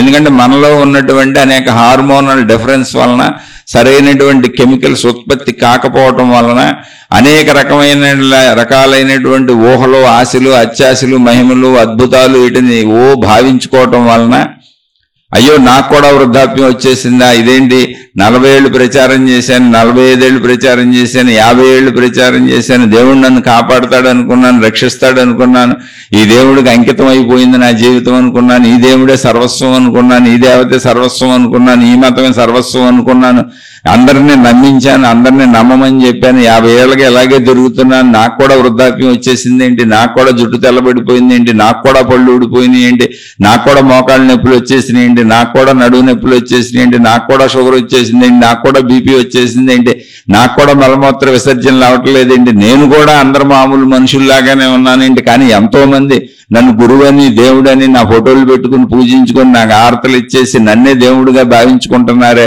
అయినా నా శరీరం మామూలు మనిషిదిలాగా ఉందేంటి అని అది తట్టుకోలేక, అది భరించలేక, ఇక దోమని, చేమని, బల్లిని ఏది కనబడితే దాన్ని ఓ బొద్దెంకని నా చుట్టూ తిరుగుతున్నాయి, నా దగ్గరే ఉన్నాయి, నా గదిలోనే ఉన్నాయి, తోలిన వెళ్ళటం లేదు, ఇదంతా నా దేవుడే నాకు ఆ రూపాల్లో వచ్చి తిరిగేస్తున్నాడు. ఆ దేవుడు ఆయన ఒక్క సొంత రూపం తప్ప అన్ని రూపాల్లో తిరుగుతున్నాడండి. దోమలుగా, ఈగలుగా, చేమలుగా, బొద్దింకలుగా, బల్లులుగా. నేను విమర్శించట్లా, ఇది వెటగారం కాదు. పాప మా మానసిక స్థితికి జాలేస్తుంది. ఆ మానసిక స్థితిని ఆధ్యాత్మికమైన ప్రజలందరికీ చెప్పి తను నమ్మే లక్షలాది మందిని నమ్మించి, ఎందుకని వాళ్ళు బోళ్ళు పనులు చేసి ఉంటారు. 50 సంవత్సరాల్లో ఈ ప్రచారంలో ఎన్నో ప్రార్థనాలయాలు కట్టి ఉంటారు, ఎన్నో చేసి ఉంటారు, ఎన్నో దైవాలని నిర్మించి ఉంటారు, ఎన్నో ఇవన్నీ చూసి ప్రజలు పాపం అవి కూడా నమ్ముతున్నారు. ఇవి చేసినంత మాత్రాన అవి కరెక్ట్ కాదు. మానసిక లోకంలో వాళ్ళకి జరిగే గందరగోళం కరెక్ట్ కాదు. జాగ్రత్తగా ఆలోచించుకోవాలి మనమే. అదే విచక్షణ జ్ఞానము, ఆధ్యాత్మిక చదువు అని పేరు పెట్టింది. అందుకే ఆత్మజ్ఞాన చదువు. ఇది చదువు, భౌతిక చదువు ఎలాంటిదో అలాంటి చదువే. ఇది నీలో స్థిరత్వాన్ని పెంచుద్ది, స్థితప్రజ్ఞతను పెంచుద్ది. భౌతిక జీవితంలో నువ్వు ఎటువంటి తప్పులు చేయకుండా, తప్పుడు ఊహలు, తప్పుడు ఆలోచనలు లేకుండా, వాస్తవికతలో సామాన్య జ్ఞానంలో ఒక సామాన్యుడిలా, ఒక సామాన్యురాలిలా ప్రజలందరిలో కలిసిపోయి, నీకే ప్రత్యేకతని నువ్వు ఆపాదించుకోకుండా, నీకే గుర్తింపుని నువ్వు ప్రత్యేకంగా ఇచ్చుకోకుండా, మనుషులందరూ ఒకటే, మొత్తం అందరూ ఎలాగో నేను అలాగే అనేటువంటి భావనలో సృష్టిలో సాగటానికి అనువైనటువంటి సామాన్యమైన జ్ఞానాన్ని అందించి, నీ మనసు ఎగిరిపడకుండా, నీ తల ఎగిరిపడకుండా, నీ బుద్ధి ఎగిరిపడకుండా, నీలో ఆలోచనలు ఆవేశకావేశాలకు లోనవ్వకుండా, ఆశలు అత్యాశలకు లోనవ్వకుండా, చెడు వైపు పరుగులు తీయకుండా, భయాలు, ఆందోళనలు ఇటువంటి వాటి వైపు, కంగారు, ఆదుర్దాలు, డిప్రెషన్ల వైపు పరుగులు తీయకుండా, మహిమలు, మాయలు, అద్భుతాలని అటు పరుగులు తీయకుండా నిన్ను చక్కగా చదువు నేర్పుతూ తీసుకెళ్లేది ఆధ్యాత్మిక చదువు, ఆత్మజ్ఞాన చదువు. నువ్వు ఎంత కష్టపడతావో అంత డబ్బే నీ దగ్గర ఉంటుంది. నువ్వు తలకిందులుగా తపస్సు చేసినా, ఎన్ని యంత్రాలు, మంత్రాలు, తంత్రాలు ఎన్ని చేసుకున్నా నీకు డబ్బు రాదు. నువ్వు కష్టపడిన డబ్బే నీకు వస్తుంది. ఈ వాస్తవికతలోకి నిన్ను ఎప్పటికైనా తీసుకొస్తుంది ఆధ్యాత్మిక చదువు. అది ఇవాళ వస్తావా, రేపు వస్తావా, 10 సంవత్సరాల తర్వాత వస్తావా, ఈ పనికిరాని పనులన్నీ చేసి పనికిరాని అన్ని వాళ్ళందరూ చెప్పినవన్నీ నమ్మి వస్తావా, అది నీ ఇష్టం. కానీ వస్తావు. ఆధ్యాత్మిక చదువు అది నీకు స్థిరత తెస్తుంది. కష్టపడకుండా ఎవరికే డబ్బులు రాదు, అది నువ్వు శరీరంతో కష్టపడాల్సిందే. అలాగే మానసికమైన వ్యాధి రాకుండా ఉండాలి అంటే నువ్వు వాస్తవికతను ఒప్పుకోవాల్సిందే. మహిమలు, మాయలు, అద్భుతాలు, ఊహలో, కల్పనలు వాటికి వెళ్ళకూడదు. నువ్వు చక్కగా నువ్వు ఎంత చదువుకున్నావో, ఎంత వృత్తి వ్యాపార ఉద్యోగాలు నేర్చుకున్నావో, ఎంత తెలివితో ఎంత ప్రజ్ఞతో కష్టపడి పనిచేస్తున్నావో అంత ధనాన్ని సంపాదించుకుంటావు. అంత ఊహల వరకే నీకు ఉంటాయి. నిన్ను వాస్తవంలో ఉంచుద్ది, నీ మనసును కూడా వాస్తవంలో ఉంచుద్ది. అదే ఆధ్యాత్మిక చదువు. ఇప్పుడు నేను ఇందాక గురువు గారి గురించి చెప్పాను 80 ఏళ్ళని. ఇలాంటి వాళ్ళు నాకు చాలా మంది తెలుసు. వాళ్ళు చెప్పినవి తెలుసు, వాళ్ళు చెబుతున్నవి తెలుసు. ఇప్పుడు ఎన్ని రకాలు చేస్తున్నారో, ఎంతమంది ఉన్నారో కూడా తెలుసు. వాళ్ళు ఎన్ని క్రియేట్ చేస్తున్నారో తెలుసు. చాలా మంది అసలు సభలు పెట్టి, నాకు తెలిసేదండి మీకెందుకు తెలీదు, బోల్డ్ మంది సభలు పెట్టి వేదికలు పెట్టి ఆ వేదికల మీద కాళ్ళు లేని వాళ్ళని నడిపించేస్తున్నాం, కళ్ళు లేని వాళ్ళకి కళ్ళు తెప్పించేస్తున్నాం, కిడ్నీలో రాళ్లు తొలగించేస్తున్నాం, 2 కిడ్నీలు చెడిపోయిన వాళ్ళకి అక్కడే బాగు చేసేస్తున్నాం అని మహిమలో మాయలు అద్భుతాలు చెప్పి వాటర్ బాటిల్స్ లో నూనెలు అమ్ముకుంటున్నారు, నీళ్లు అమ్ముకుంటున్నారు, కర్చీఫ్లు అమ్ముకుంటున్నారు. ఇవన్నీ దేవుడికి సంబంధించిన వస్తువులని. ఇవన్నీ పట్టుకెళ్ళి మీ ఇళ్లలో పెట్టుకోండి అని ఒక సభ పెట్టి వెళ్ళేటప్పుడు కోట్లు పట్టుకుపోతున్నారు. పాపం ప్రజలు నమ్ముతున్నారు. ఇంకా ఒక అతనైతే బయటపడిపోయాడు, దొరికిపోయాడు. ఇప్పుడు ఇది ఎందుకు చెప్పాల్సి వస్తుందంటే మానసికమైనటువంటి అస్తవ్యస్తతలకు లోనయ్యే ప్రశ్నలు అడుగుతున్నారు కాబట్టి చెప్పాను. అసలు ఇవన్నీ చెప్పదలుచుకోలే నేను. మన ఆధ్యాత్మిక చదువు, ఆత్మజ్ఞానం చదువు కామన్గా వెళ్ళిపోతాను. బోల్డ్ మంది బోల్డ్ సార్లు అడిగారు, అయినా నేను చెప్పదలుచుకోలే. కానీ విషయం చెబుతున్నా, అయ్యా మనసులు పాడు చేసుకోకండి. ఇప్పుడు అడిగారు కాబట్టి, ఇప్పటికే చాలా మంది అడిగారు కాబట్టి ఏదో ఒక శీర్షికి చెప్పి ఆపేస్తాను. మన ఆధ్యాత్మిక చదువు, ఆత్మజ్ఞాన చదువు, వ్యక్తిగత చదువు, స్వీయ చదువు, సామాన్య జీవితమే. అందరూ మనుషులు ఒకటే. మొత్తం సృష్టి అంతా ఒకటి. అసలు ఆత్మజ్ఞానం అంటే అది జీవరాశులుగా వేరువేరుగా కనబడుతుంది అంతే. ఇక్కడ మహిమలు, మాయలు, అద్భుతాలు ఏమి ఉండవు. అవి ఉన్నవని నమ్మావా, నీకు ఇదిగో ఈ మానసిక వ్యాధులే వస్తాయి. ఈ 80 ఏళ్ల గురువు గారు ఆయన తన శిష్యులకి రాశారు. ఏంటో తెలుసా? ఆయన మల విసర్జన చేస్తే అది సెంటు వాసన వస్తుందండి. మలం సెంటు వాసన వస్తుందండి. నేను ఇంకో గురువు గారి దగ్గర చూశాను, స్వయంగా నేను అక్కడే ఉన్నాను. అసలు ఆయనకి ఎన్నేళ్ళో తెలియదు. ఆయన లేవలేకపోతున్నారు, ఆయన్ని పట్టుకొని ఎత్తుకొని తీసుకెళ్తున్నారు. ఆయన పడుకొని ఉండటం ఎప్పుడు, తనంతట తాను లేచి నడిచే స్థితి పోయింది. అసలు ఆయన వయసు ఎంతో తెలీదు, చాలా వృద్ధాప్యంలో ఉన్న ఆయన. శిష్యులే ఎత్తుకు తీసుకొచ్చి బయట కూర్చోబెడతారు, స్నానాలు చేయించి మలమూత్ర విసర్జనలు శిష్యులే చేయించి ఆయనకి నీట్గా ఒక డ్రెస్సు శిష్యులే తొడుగుతారు. ఆయన డ్రెస్ కూడా ఆయన వేసుకోలేడు. అటువంటి ఆయన్ని కూర్చోబెట్టి నేనున్నాను, చూడటానికి వెళ్ళాను. నేను మహానుభావుల్ని ఎంతో ఇంట్రెస్ట్గా చూస్తూ తిరుగుతూ ఉండేవాడిని. చాలా కాలం తిరిగాను, 25-30 ఏళ్ళు. ఎక్కడ మహానుభావులు ఉన్నారంటే అక్కడ తిరిగాను. కాకపోతే పిచ్చెక్కించుకోలేదంతే. ఎందుకు పిచ్చెక్కించుకోలేదంటే నేను దైవతత్వాన్ని, అసలు ఈ ఆత్మశక్తి ఏంటి, శక్తి ఏంటి, దేవుడు ఎవరు, ఈ దేవత ఎవరు, ఈ గురువులు ఏంటి అనేది తెలుసుకోవటానికి వెళ్ళాను తప్ప కోరికలతో వెళ్ళలే నేను. ఆయన నిరంతరం సిగరెట్లు కాల్చి పడేస్తుంటాడు అక్కడ. ఆ సిగరెట్ పేకలు దాచుకుంటున్నారు తెచ్చుకొని, ఆయనకి ప్రసాదంగా సిగరెట్లు అగ్గిపెట్లు తీసుకెళ్తున్నారు ఆ గురువు గారికి. అలాంటి గురువుల్ని చాలా మందిని చూశాను నేను. సిగరెట్లు అగ్గిపెట్లు ప్రసాదంగా తీసుకెళ్తే వాళ్ళు కాల్చుతూ ఉంటారు కూర్చొని. చూశాను బోల్డ్ మందిని. ఆ సిగరెట్ పేకలు పట్టుకుపోతున్నారు. ఆయన మూత్ర విసర్జన చేస్తే ఆయన కదలలేరు, వృద్ధాప్యం వచ్చేసింది. ఆ శిష్యులు మూత్రం పడతారు గిన్నెలో. కొంతమంది ఆ మూత్రం తాగుతున్నారు తీసుకొని. టీ టైంకి టీలు పెడితే ఆ మహానుభావుడు తాగినటువంటి టీని ఆయన కొంచెం తాగి వదిలేస్తున్నారు. టీ తాగలేకపోతున్నారు. ఎందుకు ఆయన తాగలేక వదిలేస్తున్నారు, పెద్ద వయసు వచ్చి. ఆ టీని అందరికీ ప్రసాదంగా ఇస్తున్నారు. అంటే నేను మహనీయులను కించిపరచట్లా. ఒరే నాయన, మహనీయత అంటే నీలో మంచిని పెంచుకోవటం కానీ, వాళ్ళ మూత్రం తాగి వాళ్ళ మలం తిని వాళ్ళ ఎంగిల్ తిని నేను పవిత్రుడిని అయిపోయానని నువ్వు అనుకుంటాట. ఆయన పవిత్రుడు, పవిత్రమైన పనులు చేశాడు కాబట్టి పవిత్రుడు అయ్యాడు, మహనీయుడని గౌరవిస్తున్నారు. ఆయన చెడు చేయలేదు, మంచి చెప్పాడు జీవితకాల పర్యంతము. కానీ శరీరం సహజంగానే ఉందిగా.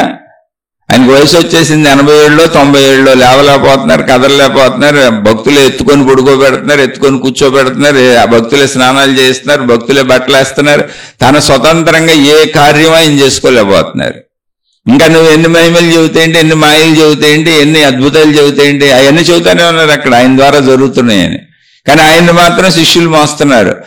ఎంత దారుణమైన స్థితి అంటే ఆయన మీద ఈగలు దోమలు వాళ్తుంటే శిష్యులు అక్కడ ఇసునకర్రలు పెట్టుకుని విసురుతున్నారు. ఎందుకని తన మీద వాళ్ళే ఈగను కూడా ఆయన దులుపుకోలేకపోతున్నారు.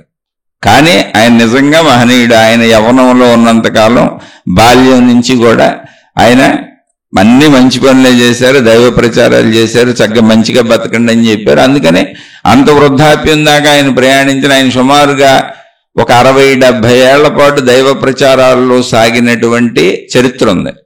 కానీ ఆయన వయసు ఎంతో తెలియదు ఇప్పుడు ఎవరికి కూడా. ఒక 60-70 ఏళ్ల నుంచి ఆయన మొత్తంగా దైవ ప్రచారాల్లో సాగారు. కానీ ఇప్పుడు ఆయనకి 90-100 కూడా ఉండొచ్చు. ఆ స్థితిలో కదలలేని స్థితిలో ఉన్నారు. శరీరం ఇదైపోయింది. కానీ నిజంగా మహనీయుడే. అద్భుతాలు ఎందుకుంటే శరీరం మామూలుగానే అయిందిగా. ఒకవేళ అద్భుతాలు మహిమలు ఉంటాయి, ఆయన తన శరీరాన్ని అద్భుతాలతో మహిమలతో ఎందుకు ఉంచుకోరు? ఆయనే నడిచేవాళ్ళు, ఆయనే బాత్రూమ్కి వెళ్ళేవాళ్ళు, ఆయనే మలమూత్ర విసర్జన చేసుకునేవాళ్ళు, ఆయనే స్నానాలు చేసుకునేవాళ్ళు, తన బట్టలు ఆయన తానే వేసుకునేవాళ్ళు. అక్కడ కూర్చున్న వాళ్ళకి 4 మంచి మాటలు ఉపన్యాసాలుగా చెప్పేవాళ్ళు. ఎందుకని ఇంతకుముందు చెప్పారు, ఇప్పుడు చెప్పలేకపోతున్నారు, మాట కూడా రావట్లా, జస్ట్ దర్శనాలు అంతే. అక్కడ ఏదో ఒక దేవుడికి సంబంధించిన ఆయన ప్రచారం చేసిన ఆయన నమ్మిన దేవుడికి సంబంధించిన ఆలయాలు కట్టారు. అక్కడ నిరంతరం ఆ దైవనామ స్మరణ, ఏం దైవనామ స్మరణ, భక్తులు వస్తున్నారు, చేస్తున్నారు, అంతా బాగానే ఉంది, వాతావరణం చక్కగా ఉంది. నేనే వెళ్ళాను, భోజనాలు పెడతారు, ఉచిత భోజనాలు, మనం కావాలని డొనేషన్లు ఇవ్వచ్చు, అన్ని బాగున్నాయి. కానీ ఆయన మలం తినటం, ఆయన మూత్రం తాగటం, ఆయన కాల్చి పాడేసిన సిగరెట్ పీకలు ఇంట్లో పెట్టుకోవటం, ఆయన ధరించినటువంటి వస్తువులు, చెప్పులు, విషయాలు తీసుకెళ్లిపోయి పవిత్రమైన దాచేసుకోవటం, నిజంగా ఈ పవిత్రమైన ఆయన పవిత్రుడు కాబట్టి అందులో డౌట్ లేదు, నేను దాన్ని విమర్శించట్లా. కానీ ఆయన పవిత్రత ఆయన కాల్చేసిన సిగరెట్ నుంచి నీకెందుకు వస్తుందిరా నాయన? ఆయన మల విసర్జన, మూత్ర విసర్జన చేశారు. ఆ మూత్రం నువ్వు తీర్థంలాగా తాగితే నువ్వు పవిత్రుడు అవుతావా? ఎందుకు అవుతావు? ఆయన పవిత్రుడు అనే భావన మనకు ఎందుకు కలిగిందంటే సుమారు 90 ఏళ్ళు 100 ఏళ్ళు జీవించిన జీవిత కాలంలో ఆయన పల్లెత్తు మాట ఒక మనిషిని అనలేదు, ఎవరిని బాధ పెట్టలేదు. కనీసం ఒక జంతువును, ఒక చిన్న కుక్కను కూడా ఆయన ఇలా తరిమి ఒక చిన్న కర్రతో కొట్టలేదు. బ్రతికినన్నాళ్ళు ఆయన మనుషులకు మేలు చేస్తూ, మంచి మాటలు చెబుతూ, మంచి మార్గంలో నడవండి, చెడులోకి వెళ్ళబాకండి అని ఒక దేవుణ్ణి, ఒక మతాన్ని, ఒక మార్గాన్ని ఆలంబనగా చేసుకొని చెప్పారు. అందుకనే ఆయన మహాత్ముడు, మహనీయుడు అన్నారు. అంతే తప్ప నీకు పిచ్చెక్కించుకోమని కాదు. ఆ పిచ్చ పనులతోనే ప్రమాదం. అక్కడ వాళ్ళకే ఇప్పుడు మానసిక వ్యాధులు వస్తాయి, మానసిక బాధలు వస్తాయి. అక్కడ నిరంతరం ఏం ప్రచారం చేస్తున్నారు? ఈ అద్భుతాలు, మహిమలు ప్రచారం చేస్తున్నారు. జబ్బులు ఉన్న వాళ్ళందరూ వెళ్ళి ఆ మూత్రం తాగితే వాళ్ళకి జబ్బులు తగ్గిపోయినాయి అని, ఆ సిగరెట్ పీకలన్నీ తీసుకొని మళ్ళీ కొంచెం మిగిలిన సిగరెట్ కాలిస్తే వీళ్ళకి జబ్బులు తగ్గిపోయినాయి అని, అలా రకరకాల ప్రచారాలు వస్తున్నాయి. దానికి గుంపులుగా జనం వచ్చేస్తున్నారు. ఎందుకని సూక్ష్మంలో మోక్షం. ఇప్పుడు మంచోడు అవ్వాలంటే ఆ మహానుభావుడిగా 100 ఏళ్ళు పట్టింది. 100 ఏళ్ళకి మహానుభావుడు అని పూజిస్తున్నారు. ఆయనకు ఒక ఆశ్రమం ఏర్పడింది. 100 ఏళ్ళు పట్టింది, ఆయన మంచిగా జీవించాల్సి వచ్చింది 100 ఏళ్ళు. మరి ఇంతకాలం నేను మంచోడిని ఎలా అవుతాను, నేను మంచిదాన్ని ఎలా అవుతాను, నేను మంచిని ప్రకటించలేను, మంచిగా ఉండలేను. అందుకని ఆ మూత్రం కొద్దిగా తాగేస్తే, ఆయన తిని వదిలేసిన ఎంగిలి తినేస్తే, ఆయన కాల్చి పడేసిన పీకలు దాసేసుకుంటే, దొరికితే ఆయన చెప్పులు, ఆయన బట్టలు, ఆయన వాడిన వస్తువులు అవి దాసేసుకొని మా ఇంట్లో పెట్టేసుకుంటే మేమంతా లాభాలు పొందేస్తాం. నువ్వు ఆయన దగ్గరికి వెళ్తుంది లాభ దృష్టికి, నువ్వేదో మేలు పొందటానికి, నీ జబ్బులు తగ్గడానికి, నీ ఆశలకి, నీ అత్యాశలకి, నీ కోరికలకి. కానీ అసలు ఆయన బతికిందే 100 సంవత్సరాల కోరికలు ఏం జీవితం. చిన్నతనం నుంచి 100 సంవత్సరాల వరకు శరీరం శిథిలమైపోయి ఎవరో పట్టుకొని ఆయన్ని లేవదీస్తే తప్ప స్వతంత్రంగా లేవలేని స్థితి వచ్చే వరకు తన మీద వాలిన దోమను కూడా ఆయన తోలుకోలేరు, ఈగను కూడా ఆయన తోలుకోలేరు. ఆయన పాపం ఈ మధ్య కాలంలో పరంపదించారు. కానీ నేను చూసినప్పుడు సంఘటన చెబుతున్నా, నేను చూసింది నేను చెప్పే అన్ని 25-30 ఏళ్ల క్రితమే. ఆ తర్వాత అసలు నేను ఎవరి దగ్గరికి వెళ్ళా. అంతకు ముందు తిరిగాను చిన్నప్పటి నుంచి. అంత మంచిగా బతికిన మహానుభావుడు ఆయన. అందుకని ఆయన మంచోడయ్యారు. ఆయన ఎవరిని మోసం చేయలే, ఎవరిని డబ్బులు అడగలే, అసలు అడగలే. ఆయన ఎవరైనా భిక్షాన్నం పెడితే ఆ భిక్షాన్నం తినేసి మంచి మాటలు చెబుతూ ఆ మతం ఆ దేవుణ్ణి పట్టుకొని ఆ విధానాలు చెబుతూ నాయన మంచిగా బతకండి, సమాజానికి మేలు చేయండి, తప్పులు చేయబాకండి అని 100 సంవత్సరాల పర్యంతం అలాగే జీవించారు ఆయన. ఇప్పుడు అందుకని దాని ఫలితంగా చక్కగా ఆయన చెప్పిన మాటలు, మంచి మాటలు విన్నటువంటి శిష్యులు ఆయన దగ్గర కూర్చొని ఆయనకి సేవ చేస్తున్నారు. ఇలాంటి మహానుభావుడు భూమి మీద ఉంటే ప్రజలకు ఉపయోగమని చక్కగా ఏకలు వాలకుండా దులుపుతున్నారు. నిజంగా దులపాలి. అటువంటి మహనీయులకి సేవ చేయటం అనేది ఎంతో చక్కటి విఘ్నతతో కూడిన విషయం, అంతే తప్ప లాభం వచ్చే విషయం కాదు. విఘ్నత అది, కృతజ్ఞత అది. ప్రపంచానికి అంత మేలు చేసిన ఆయనకి మేలు చేయొద్దు మరి, అంతే తప్ప ఆయనకి మేలు చేస్తే లాభం వస్తుందని కాదు, నీకు ఏ లాభం రాదు. అసలు లాభం వస్తుందని చేసేవాడికి అసలు రాదు. అప్పుడు వ్యాపారం అయిపోయింది అది. ఒక అంతటి మహానుభావుడు 100 సంవత్సరాలు ప్రపంచం నుంచి ఏమి ఆశించకుండా ప్రపంచానికే మేలు చేస్తూ బ్రతికినటువంటి మహానుభావుడు కదలలేని స్థితిలో ఉన్నప్పుడు ఆయన ఎత్తుకెళ్లి మలమూత్ర విసర్జన చేయించి, ఆయనకి స్నానం చేయించి, ఆయనకి బట్టలు తొడిగి, ఆయన తల దువ్వి చక్కగా ఆయన శరీరాన్ని శుభ్రం చేసి, ఆయన మీద ఈగలు వాలకుండా, దోమలు వాలకుండా ఆయన రక్షించడం, కాపాడటం అనేది ఈ ప్రపంచంలో మేలు, ఆయన ద్వారా మేలు పొందిన అందరూ చేయవలసిన కర్తవ్యం, కృతజ్ఞత. అదే చెప్పారు, నీ తల్లిదండ్రులను వృద్ధాప్యంలో నువ్వు చూడొద్దు. ఎందుకని తల్లిదండ్రులు లేక నువ్వెక్కడున్నావు? తల్లిదండ్రులు లేక నీకు జన్మనిచ్చి నిన్ను పెంచి పెద్ద చేసింది. అందుకని వాళ్ళ కష్టాల్లో, ఇబ్బందుల్లో, వృద్ధాప్యం వచ్చినప్పుడు వాళ్ళు నడవలేని స్థితిలో, కదలలేని స్థితిలో, ఈ స్థితిలో వస్తాయి అందరికీ. అప్పుడు నువ్వు తిరిగి వాళ్ళకి ఎందుకని నువ్వు నడవలేని స్థితిలో, నువ్వు కదలలేని స్థితిలో పసిబిడ్డగా ఉన్నప్పుడు నీ మలమూత్రాలన్నీ ఎత్తి నీకు అన్ని సమకూర్చి, నీకు అన్ని పెట్టి, నిన్ను లాలించి, బొజ్జగించి, నిద్రపుచ్చి అన్ని సమకూరుస్తే ఇంత పెద్దవాడిని, ఇంత పెద్దదాన్ని చేర్చి ఇప్పుడు వాళ్ళు శిథిలమైపోయారు. అది సృష్టి ధర్మం. ఆ శిథిలతలో తల్లిదండ్రులకి నువ్వు తిరిగి అన్ని సేవలు చేయాలి. సేమ్ అలాగే ఏ గురువులు, ఏ మహాత్ములు, ఏ మహానుభావులు, ఏ మాతాజీలు అయితే ప్రపంచం కోసం, ప్రపంచానికి మేలు చేయటం కోసం, ప్రజలకు మేలు చేయటం కోసం, ఇతరులకు మేలు చేయటం కోసం తమ జీవితాలన్నీ ధారపోశారో వాళ్ళకి తల్లిదండ్రులు చేసినట్టు సేవలు చేయాలి. లాభాపేక్షతో కాదు. అక్కడ మహిమలు మాయలు ఉంటాయని కాదు, అద్భుతాలు అస్సలు కాదు, ఏ అద్భుతాలు ఉండవు. అంత సహజత్వమే అది. నువ్వు తల్లిదండ్రులకి ఎలా చేస్తావో మహానుభావుడికి అలా చేయాలి. ఎందుకని వాళ్ళు ప్రపంచం కోసం బతికారు. ఆ మాతాజీకి అలా చేయాలి. ఎందుకని వాళ్ళు అలా ప్రపంచం కోసం బతికారు. పాపం వాళ్ళకి అలా చేయకపోతే అలా ఎవరు చూస్తారు మరి చివరి దశలోనే. అందుకని ఆ కృతజ్ఞత కలిగిన వాళ్ళ సమూహాలు అక్కడికి జారుతాయి. కొన్ని వాళ్ళు వాళ్ళకి సేవలు చేస్తారు. దాన్ని సేవలుగా, ధర్మంగా, మన కర్తవ్యంగా, మన బాధ్యతగా తీసుకోవాలి.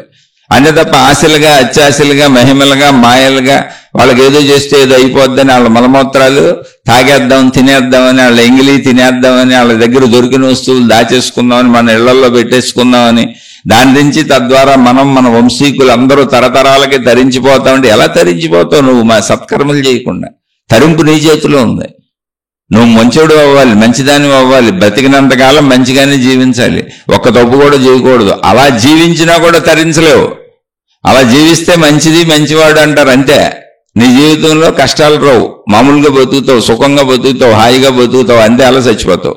తరించాలి అంటే నువ్వు నీ ప్రాణశక్తిని తెలుసుకోవాలి. అలా జీవిస్తూ శరీరాన్ని, మనసుని అదుపులో పెట్టుకొని, ఆధ్యాత్మిక చదువుకొని, ఆత్మజ్ఞాన చదువుకొని, నీలో ఉన్న ప్రాణశక్తిని నువ్వే తెలుసుకొని, నేను ప్రాణశక్తి స్వరూపుడును, స్వరూపురాలను అనే అనుభవ జ్ఞానాన్ని పొందితే దాన్ని తరింపు అన్నారు. తరింపు అని ఎందుకు అన్నారు అంటే ప్రాణశక్తికి మరణం లేదు, ప్రాణశక్తి శాశ్వతము.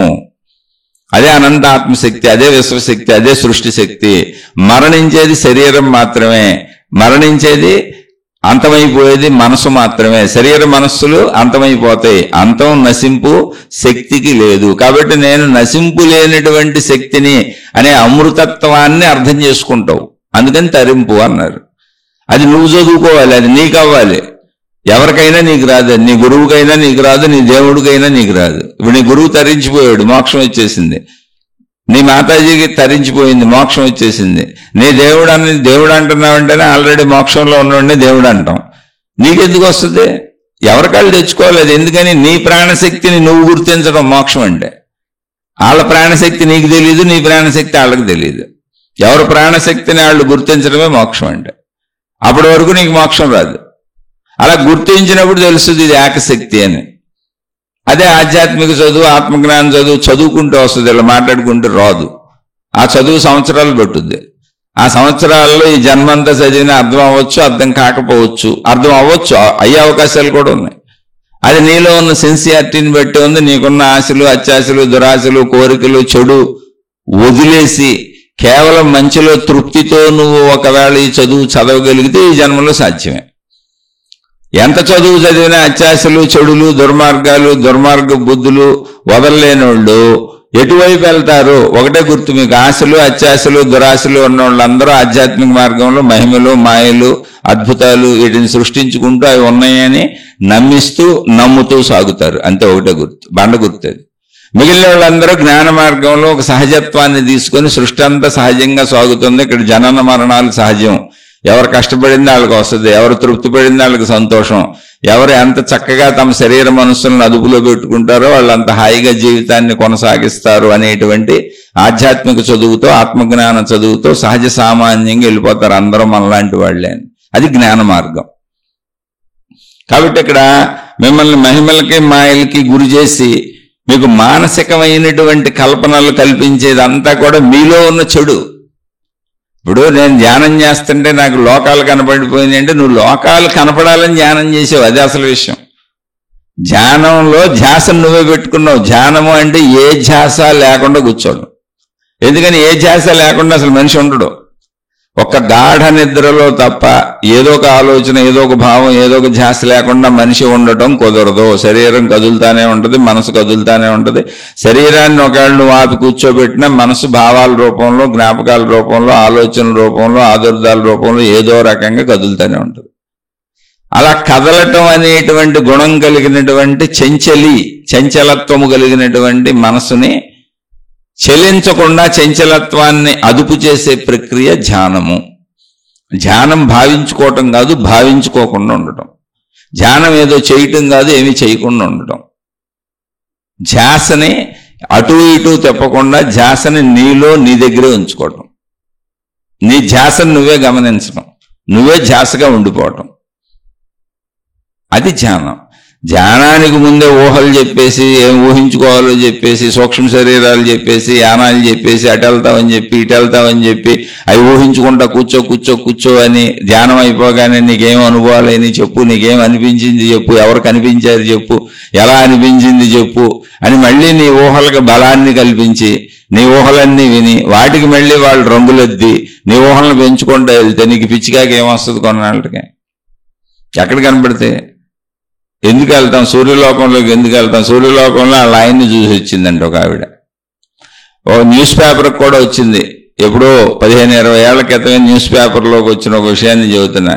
ఆధ్యాత్మిక సంస్థ పేరు, ఆ గురువు పేరు కూడా వచ్చింది. ఆడితో మనకేం పని?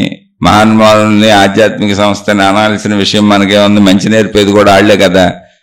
వాళ్ళు లేకపోతే మంచి తెలియదు కదా. అందుకని మంచి మహానుభావులకి, మంచి సంస్థలకి, మంచి మతాలకి, మంచి మార్గాలకి, మంచి దేవుళ్ళకి అందరికీ కూడా వాళ్ళ పాదాలపై శిరస్సు ఉంచి నమస్కరిస్తున్నాను. మంచి మాతాజీలకి, మంచి గురువులకి. ఇందులో కల్పనలు కల్పించుకోకండి, అది చెప్పేది. ఇలా కల్పనలు ఇవన్నీ కల్పించేసి, అంటే సుదీర్ఘమైనటువంటి ఈ సూర్యలోకాలు, ఈ ప్రయాణాలు ఇవన్నీ చెప్పేసి ఇలా కల్పించి ప్రజల్ని మభ్యపెడుతూ తీసుకెళ్లినటువంటి ఎంతో మంది గురువులు ఎన్నో బాధలతో చనిపోయారు, ఎన్నో కష్టాలతో చనిపోయారు, ఎన్నో ఇబ్బందులతో, శారీరక మానసిక అనారోగ్యాలతో చనిపోయారు. వాళ్ళు మందులు వాడారు, వాళ్ళ చుట్టూ ఉన్న డాక్టర్లకు తెలుసు ఆ విషయం. కానీ ప్రజల్లో ఎప్పుడు మాత్రం మహిమలే చెబుతారు. ఏం చేయాలి? ఇలా ఒక ఆయన చెప్పాక, ఒక గురువు గారు 80 ఏళ్ళు, ఏంటి పాపం నేను దైవ ప్రచారంలో ఉన్నాను, నాకేమీ అవ్వదు అనేది ఆయన ఉద్దేశం. ఎందుకని ఆయన నిరంతరం మహిమలు మాయలే చెబుతూ ఉంటాడు. ఆయన నమ్ముతాడు. ఎందుకే చవటం కాదు, ఆయన కూడా నమ్ముతాడు. నిజంగా నమ్మకంతోనే ఆ మార్గంలోకి వెళ్ళాడు ఆయన. నా నమ్మకంతోనే ఆయన ఆ మార్గంలోకి వెళ్ళి ఆ దేవుణ్ణి పట్టుకొని ప్రచారం చేస్తే వెళ్ళాడు ఆయన.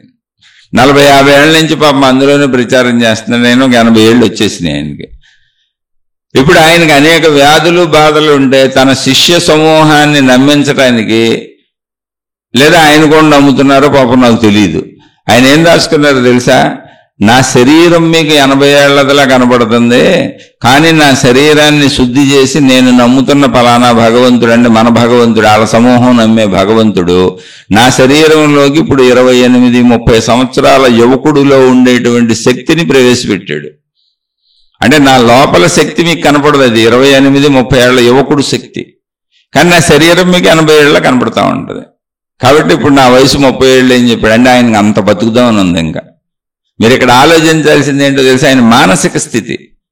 ఇప్పుడు దేవుడు ఒకవేళ 80 ఏళ్ళ వాళ్ళందరికీ 30 ఏళ్ళు అవదలిచాడు అనుకో, మొత్తం మానవ సమూహానికి ఇస్తాడు. అసలు మానవ సృష్టి చేసిన దేవుడేగా, ప్రత్యేకంగా ఆయనకి ఇవ్వటం ఏంటి అంటే ఆయన 50 ఏళ్ళు ఆయన ప్రచారం చేశాడనే. ఏమంటే నా ప్రచారం చేశాడు కనుక ఈయనగా ఇస్తున్నాను, నా ప్రచారం చేయని వాళ్ళందరినీ చంపేస్తానంటే ఆయన దేవుడు అవుతాడు? అసలు నన్ను కొలిచి పూజించి అర్చించి అంత నాకు ఎక్కువ చేస్తే అంత ఎక్కువ చేసిన వాళ్ళకి నేను ఎక్కువ చేస్తాను, నన్ను అసలు పట్టించుకోని వాళ్ళని నేను పట్టించుకోను, నన్ను పట్టించుకోని వాళ్ళందరినీ చంపేస్తాను, వాళ్ళకి బాధలు పెడతాను, కష్టాలు పెడతాను, కన్నీళ్లు పెడతాను, నన్ను నమ్మి నన్ను అనుసరించి నువ్వే దేవుడివి నువ్వే గొప్పోడివి అని నా కింద బానిసల్లాగా పడుండి నిత్యం నన్ను అర్చించి పూజించి ఆరాధించి నన్ను మెప్పించే వాళ్ళందరికీ మహిమలు చేస్తాను, మాయలు చేస్తాను, సృష్టిని తిరగరాసేస్తాను, వయసు తగ్గించేస్తాను, అనారోగ్యాలు పోగొట్టేస్తాను, మహిమలు చేస్తానంటే అతను దేవుడు అవుతాడా? ఆమె దేవత అవుతుందా? ఇది ఏ మతంలో అయినా ఇలా చేస్తే ఆమె దేవుళ్ళు అనొచ్చు. ఒకసారి ఆలోచించండి. సృష్టి మొత్తం దేవుడిది అయినప్పుడు, సృష్టి మొత్తానికి కర్త దేవుడో దేవతో మీ మతం వాళ్ళే అయినప్పుడు సృష్టి మొత్తం వాళ్ళకి సమానం కదా? సమానమైనప్పుడు కర్మ సిద్ధాంతం పెట్టింది వాళ్ళే అయినప్పుడు మంచి చేసినోడికి మంచి వస్తుంది, చెడు చేసినోడికి చెడు వస్తుంది. అది సహజం, అంతే. సిద్ధాంతం నడిచిపోతుంది. అక్కడ ఒక ప్రిన్సిపల్, సృష్టికి ప్రిన్సిపల్ ఏంటంటే ఎవరు చేసిన కర్మ వారు అనుభవించక తప్పదు. యద్భావం తద్భవతి. ఇవన్నీ మహాత్ములు చెప్పినాయే. భగవంతుడికి అందరూ సమానమే, దైవత్వానికి అందరూ సమానమే. సృష్టి రూల్ ఏంటి? మనుషులకు మాత్రం కర్మ సిద్ధాంతం పనిచేస్తుంది. ఎవరు చేసిన కర్మ వారు అనుభవించక తప్పదు. నువ్వేం పొందుతావు? నువ్వు చేసినవే పొందుతావు, అంతే సింపుల్. నీకు వచ్చే డబ్బు ఏంటి? నువ్వు పడిన కష్టం నుంచి. నీకు వచ్చే అనారోగ్యం ఏంటి? నువ్వు తిన్న తిండి, నువ్వు జీవించిన జీవితాన్ని బట్టి. అలా ఏదైనా మంచి అయినా చెడైనా నువ్వు పొందేది నువ్వు చేసుకున్నదే. నువ్వు పొందేది నువ్వు చేసుకున్నదే అనే సిస్టమ్ని నడుపుతుంది దేవుడు దేవత. మీరు దేవుడు దేవత అనుకోండి, నేను విశ్వశక్తి, సృష్టి శక్తి, ప్రకృతి శక్తి, ఆత్మశక్తి, ప్రాణశక్తి, శక్తి అని చెబుతా ఉంటా. రెండు ఒకటే. అలాంటప్పుడు నీకు ప్రత్యేకంగా ఇప్పుడు ఆ దేవుడికి ఏదో చేశారని వాళ్ళకి మేలు ఎందుకు చేస్తారు? చేస్తాడు దేవుళ్ళు ఎందుకు అవుతారు? అప్పుడు కర్మ సిద్ధాంతం మొత్తం నాశనం అయిపోద్దిగా సృష్టిలో. ఎలా కుదురుతుంది అది? అదే చెబుతున్నా, నువ్వు దేవుడికి ఏదో చేస్తే దేవుడు నీకేదో చేస్తాడని నమ్మిస్తున్న వాళ్ళని నమ్మాక. కానీ దేవుడిని అనుసరించు, దేవుడికి అన్నీ చేయి. ఎందుకని? ఆయన దేవుడు కనుక, ఆవిడ దేవత కనుక. దేవుళ్ళు, దేవతలు, గురువులు, మహాత్ములు, మాతాజీలు అందరినీ అనుసరించి గౌరవించు. ఎందుకంటే వాళ్ళు దేవుళ్ళు కనుక, వాళ్ళు దేవతలు కనుక, వాళ్ళు మహాత్ములు కనుక, వాళ్ళు గురువులు కనుక, వాళ్ళు మాతాజీలు కనుక. ఎందుకని? వాళ్ళు అలా అవ్వటానికి, ఆ పేరు దాకా పేరు తెచ్చుకొని అంత స్థాయికి వాళ్ళు ఎదగటానికి ప్రపంచ ప్రజలకు ఎంతో మేలు చేసి వాళ్ళ జీవితంలో ఎంతో మంచిగా బతికితే తప్ప ఆ దైవత్వ స్థాయిని పొందలేరు. అది ఇప్పుడు ఆ దైవత్వ స్థాయిని పొందినాక వాళ్ళు మనకేం సూచిస్తున్నారు? నాయన మేము ఇలా జీవించాం, మీరు కూడా ఇలా జీవించండి, జీవితంలో తప్పులు చేయకండి అని సూచిస్తున్నారు. అందుకు ఆ దేవుణ్ణి అనుసరించేది. అంతే తప్ప నీకు మహిమలు మాయలు చేయడానికి కాదు. మహిమలు మాయలు అంటే ఏంటో తెలుసా? భౌతికంలో ధనపరంగా అత్యాశలు, దురాశలు, దుర్మార్గాలు, మోసాలు, అన్యాయాలు, అక్రమాలు, స్వార్థంతో ఎలా చేస్తారో, లేదా వ్యసనాల కోసం వ్యభిచారాలు, తాగుళ్ళు, పేకాట్లు ఎలా చేస్తారో, అడ్డదారుల్లో అన్నీ పొందేద్దామని ఎలా అయితే అన్నిటినీ పొందటానికి చెడు పనులు భౌతికంలో ఎలా చేస్తారో, ఆధ్యాత్మికంలో చెడు అడ్డదారుల్లో పొందేద్దాం అనుకునేవే అద్భుతాలు, మహిమలు, మాయలు, నువ్వు కోరుకునే రక్షణలు. ఆధ్యాత్మిక అడ్డదారులే. నీకు ఉచితంగా ఎందుకు ఇస్తారు? గురువు జీవితకాలాలు తపస్సు చేసి గురువు అయింది నీకు ఉచితంగా ఇచ్చేయడానికా? నీ అనారోగ్యం తగ్గించడానికి ఆయన 40-50 ఏళ్ళు తపస్సులు చేసి గురువు అయ్యాడా? ఆవిడ మాతాజీ అయిందా? ఈయన దేవుడు అయ్యాడా? ఆవిడ దేవత అయిందా? ఏంటి? నీ జబ్బు తగ్గించడానికి, నీకు పిల్లలు లేకపోతే నీకు పిల్లలు పుట్టించే వరం ఇవ్వటానికి, నీకు డబ్బులు లేకపోతే నీకు డబ్బులు ఇవ్వడానికి, మీ అమ్మాయికి పెళ్లి చేయడానికి, మీ అబ్బాయి బాగా చదువుకోవడానికి, మీ భార్యాభర్తలు ఇద్దరు హాయిగా కాపురం చేసుకోవడానికి, గొడవలు పడకుండా శాంతియుతంగా మీరు అద్భుతమైన శృంగార కార్యం చేసుకునే వరాలు ఇవ్వడానికి వాళ్ళు తపస్సులు చేసి గురువులయ్యి, మహాత్ములయ్యి, మాతాజీలై, దేవతలై, దేవుళ్ళై. ఏమన్నా అర్థం ఉంది ఇందులో? అది పిచ్చి అంటారు దాన్ని. అందుకే మానసిక పిచ్చి ఎక్కుతుంది. అయితే చాలా మంది ఇది బిజినెస్ గా పెట్టుకున్నారు. ఎందుకని అలా దేవుడి పేరు జ్యోతిస్తున్నారు అందరూ. ఎవరాళ్ళు? ఆశోళ్ళు, అత్యాశోళ్ళు, దురాశోళ్ళు, లాభాపేక్ష ఉన్నోళ్ళు, సూక్ష్మంలో మోక్షం పొందేద్దాం, కష్టపడకుండా అన్ని పొందేద్దాం, తక్కువలో ఎక్కువని పొందేద్దాం, అడ్డదారుల్లో అన్ని పొందేద్దాం అంటే తక్కువ శ్రమతో ఎక్కువ లాభం కావాలనుకునేటువంటి ఆశాపరులు అందరూ కూడా నువ్వు రూపాయి పెడితే దేవుడు నీకు 10 రూపాయలు ఇస్తాడు. రూపాయి ఎవరికి పెట్టాలి? అక్కడ దేవుడు ఉన్నాడా? దేవుడు ఉంటే ఆ దేవుడికి రూపాయి ఇద్దాం డైరెక్ట్ గా తీసుకెళ్ళి. దేవుడు లేడు, నేను చెప్పిన చోట ఖర్చు పెట్టా, దేవుడి పేరు మీద నాకివ్వు. దేవుడికి రూపాయి ఇవ్వండి ఏంటి? ఆ దేవుడి పేరు మీద నాకివ్వు. దేవుడి ప్రతినిధిని నేనేగా. నువ్వు రూపాయి ఇస్తే 10, 10 ఇస్తే 100, 100 ఇస్తే 1000, 1000 ఇస్తే 10,000, 10,000 ఇస్తే 1,00,000, 1,00,000 ఇస్తే 10 లక్షలు. ఏ కాయ రాజా కాయ్. దీన్ని నమ్మిస్తున్నారు అందరూ. ఇది నేను డబ్బు పరంగా చెప్పాను, అన్ని విషయాల్లోనే ఇంతే. మహిమలు మాయలు అద్భుతాలు అవేగా. ఇంకొంతమంది ఈయన 1 ఇస్తే 10 అని చెబుతున్నాడు, మనం 1 ఇస్తే 10 అంటే మీరు ఆ గ్రూప్ మన దగ్గరికి రాదు కదా, అందుకని 1 ఇస్తే 100 అంటున్నారు వాళ్ళు. రూపాయి 100, 100 ఇస్తే నీకు 10,000 వెళ్ళిపో డైరెక్ట్. 100 రెట్లే. 10,000 ఇస్తే మళ్ళీ ఇంటూ 10, 100 రెట్లు వేసేసుకో. 10,000 ఇస్తే 10 లక్షలు, అలా కోట్లు. ఇంకా వీళ్ళు 100 రెట్లు అన్నారు, ఇంకో ఆయన 1000 రెట్లు అంటాడు. అందుకని ఎవరికాళ్ళు మీరు చూడండి, మత ప్రార్థనాలయాలన్నీ కూడా వాళ్ళ దేవుళ్ళకి సంబంధించినటువంటి మహిమలను ప్రచారం చేసుకుంటున్నాయి. మా ప్రార్థనాలయానికి వస్తే మీకు ఇలా జరుగుద్దని. ఎందుకని ఆ ప్రార్థనాలయాలు వేరువేరు, వాటి మెయింటెనెన్స్ వేరువేరు, వాటిని కట్టుకున్న వాళ్ళు వేరువేరు, వాటిని నడిపేవాళ్ళు వేరువేరు.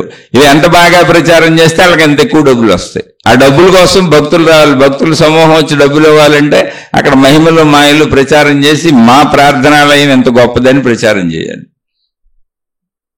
ఇదంతా కూడా సామాన్య మానవుడి మనసుతో ఆడుకుంటున్నారు. అసలు ప్రాబ్లం ఇది. నేను ఇవన్నీ చెప్పిన కారణం ఇట్లాంటి బోల్డ్ చెప్పగలను, దొంగ గురువులు పేర్లు చెప్పగలను, వాళ్ళు చేసిన మోసాలు చెప్పగలను, అవి బయటపడిన మోసాలు చెప్పగలను. నేను చెప్పేవన్నీ యూట్యూబ్లో ఉన్నాయి, ఆల్రెడీ యూట్యూబ్లో ఉన్నాయి. వాళ్ళ మీద దాడులు జరిగినాయి, ఇన్కమ్ ట్యాక్స్ రైడులు జరిగినాయి, పోలీసులు పట్టుకున్నారు, వాళ్ళ మీద కేసులు ఉన్నాయి, బోల్డ్ మంది అరెస్ట్ అయ్యి జైళ్లలో ఉన్నారు, ఇంకా బోల్డ్ మంది మీద రూమర్స్ ఉన్నాయి, తిరుగుతున్నాయి. ఎప్పుడొకప్పుడు జైలుకి వెళ్ళే బ్యాచ్లు ఇంకా బోల్డ్ ఉన్నాయి. ఎలా మోసం చేస్తున్నారు, ఎన్ని రకాల మోసాలు చేస్తున్నారు, ఏ ఏ మతాల్లో ఏ మోసాలు జరుగుతున్నాయి అన్నీ యూట్యూబ్లోనే ఉన్నాయి.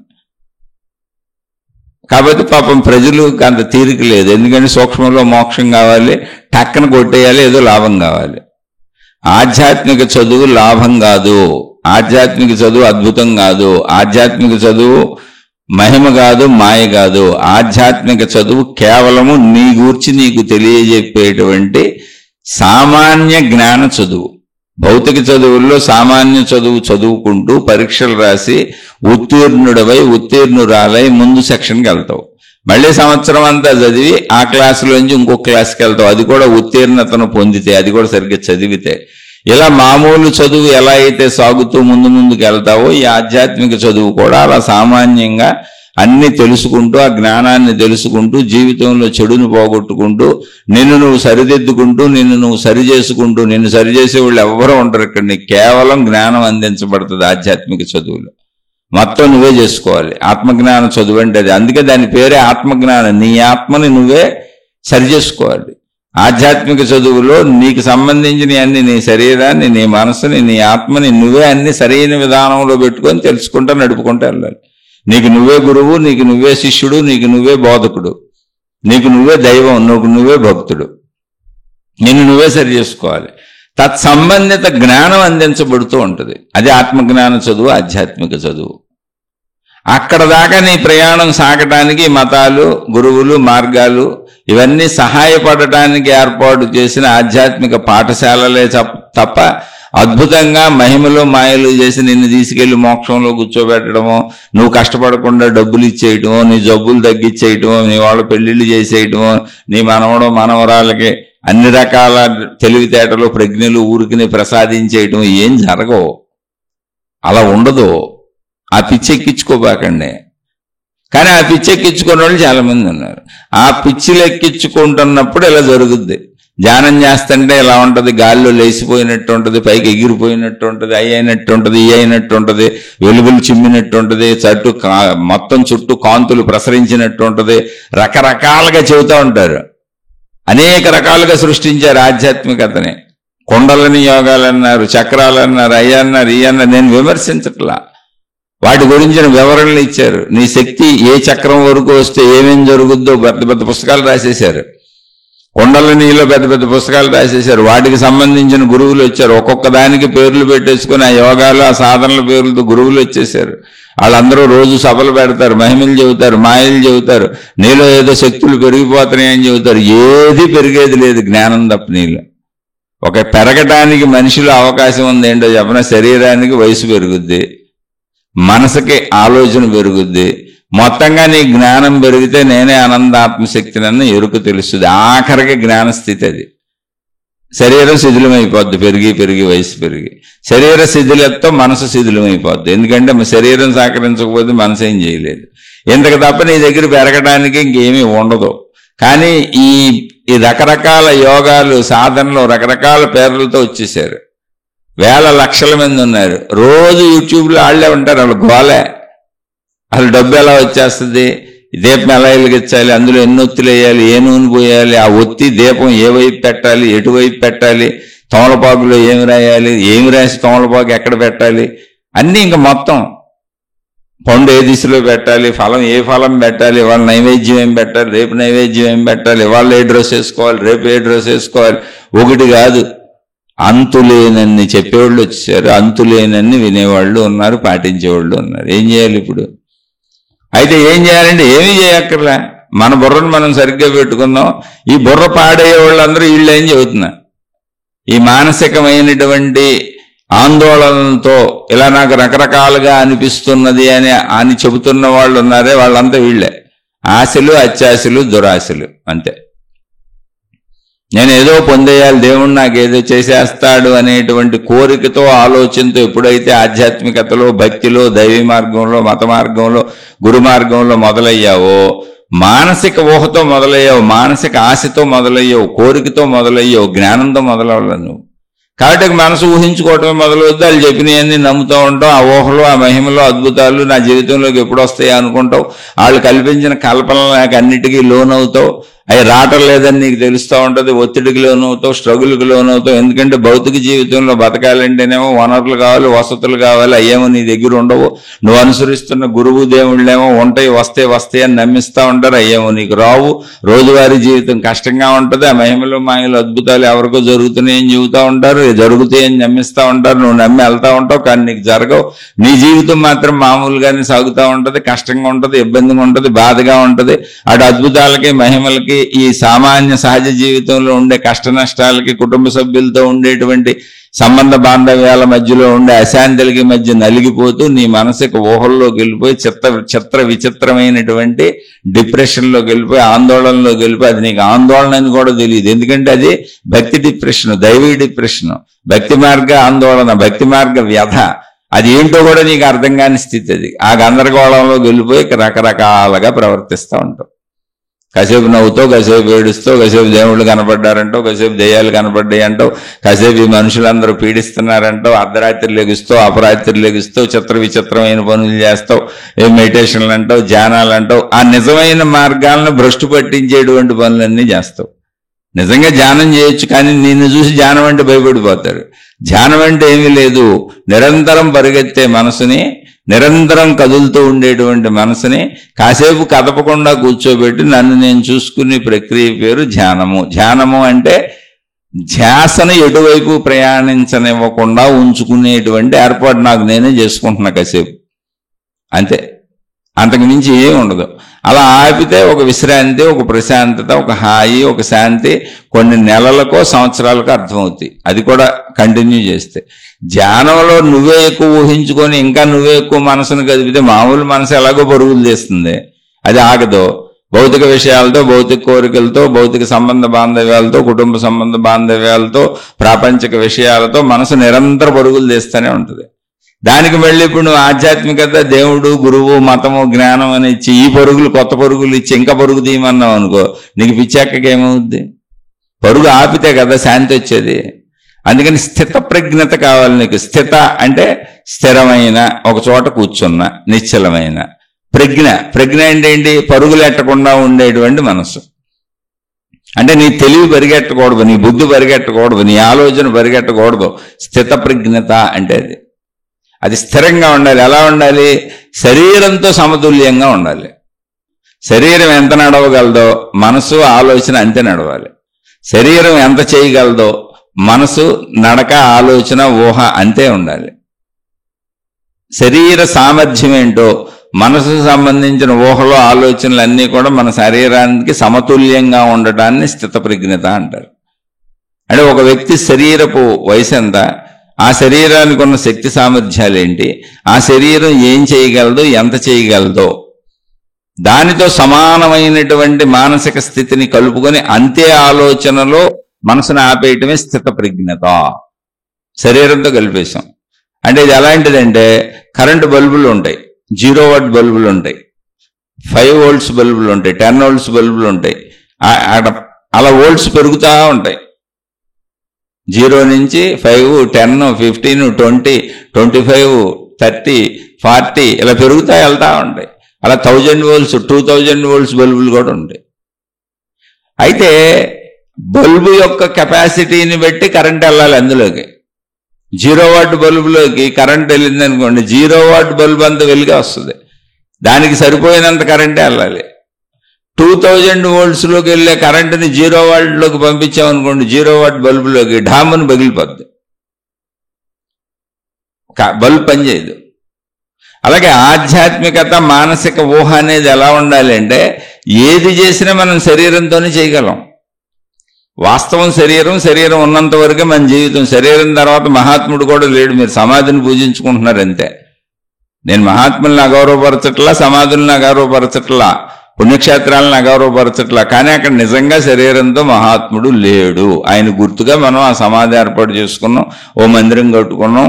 ఎప్పుడో యుగాల నాటి మహాత్ముల్ని దేవుళ్ళుగా, దేవతలుగా పూజించుకొని వాళ్ళ గుర్తులుగా ఇప్పటికీ ప్రార్థనాలయాలు వీధి వీధికి కట్టుకుంటున్నాం.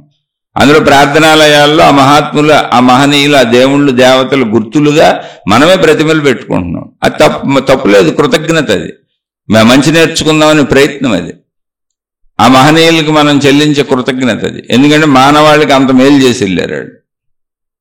కానీ దాన్ని పిచ్చిగా ఎక్కించుకోలేక శరీరంతో అయితే ఎవరో లేరనే సత్యం, నువ్వు కూడా ఉండవు. అలాగే శరీరంతో ఉన్నప్పుడు ఇప్పుడు నువ్వు ఎన్ని పడ్డావో వాళ్ళు అన్నీ పడ్డారనే సత్యం. శరీరంతో ఉన్నప్పుడు ఒక మనిషికి వచ్చే శారీరక, మానసిక, ఆర్థిక, సామాజిక, కుటుంబిక సమస్యలు ఏమున్నాయి అన్ని మహాత్ములు పడ్డారు, దేవుళ్ళు పడ్డారు, దేవతలు పడ్డారు, చరిత్రలు సాక్ష్యాలుగా ఉన్నాయి. అవి మర్చిపోయి మళ్ళీ నాకు మేలు చేయమంటే అర్థమేమన్నా ఉంది? అది మనసుకు పిచ్చెక్కించుకుంటున్నావు. అందుకని స్థిత ప్రజ్ఞత అంటే ఏంటంటే, 0 వాట్ బల్బులోకి ఎంత కరెంట్ వెళ్ళాలో అంతే వెళ్ళాలి, 10 వోల్ట్స్లోకి ఎంత వెళ్ళాలో అంతే వెళ్ళాలి, 2000 వోల్ట్స్లో బల్బుకి ఎంత వెళ్ళాలో అంత వెళ్ళాలి.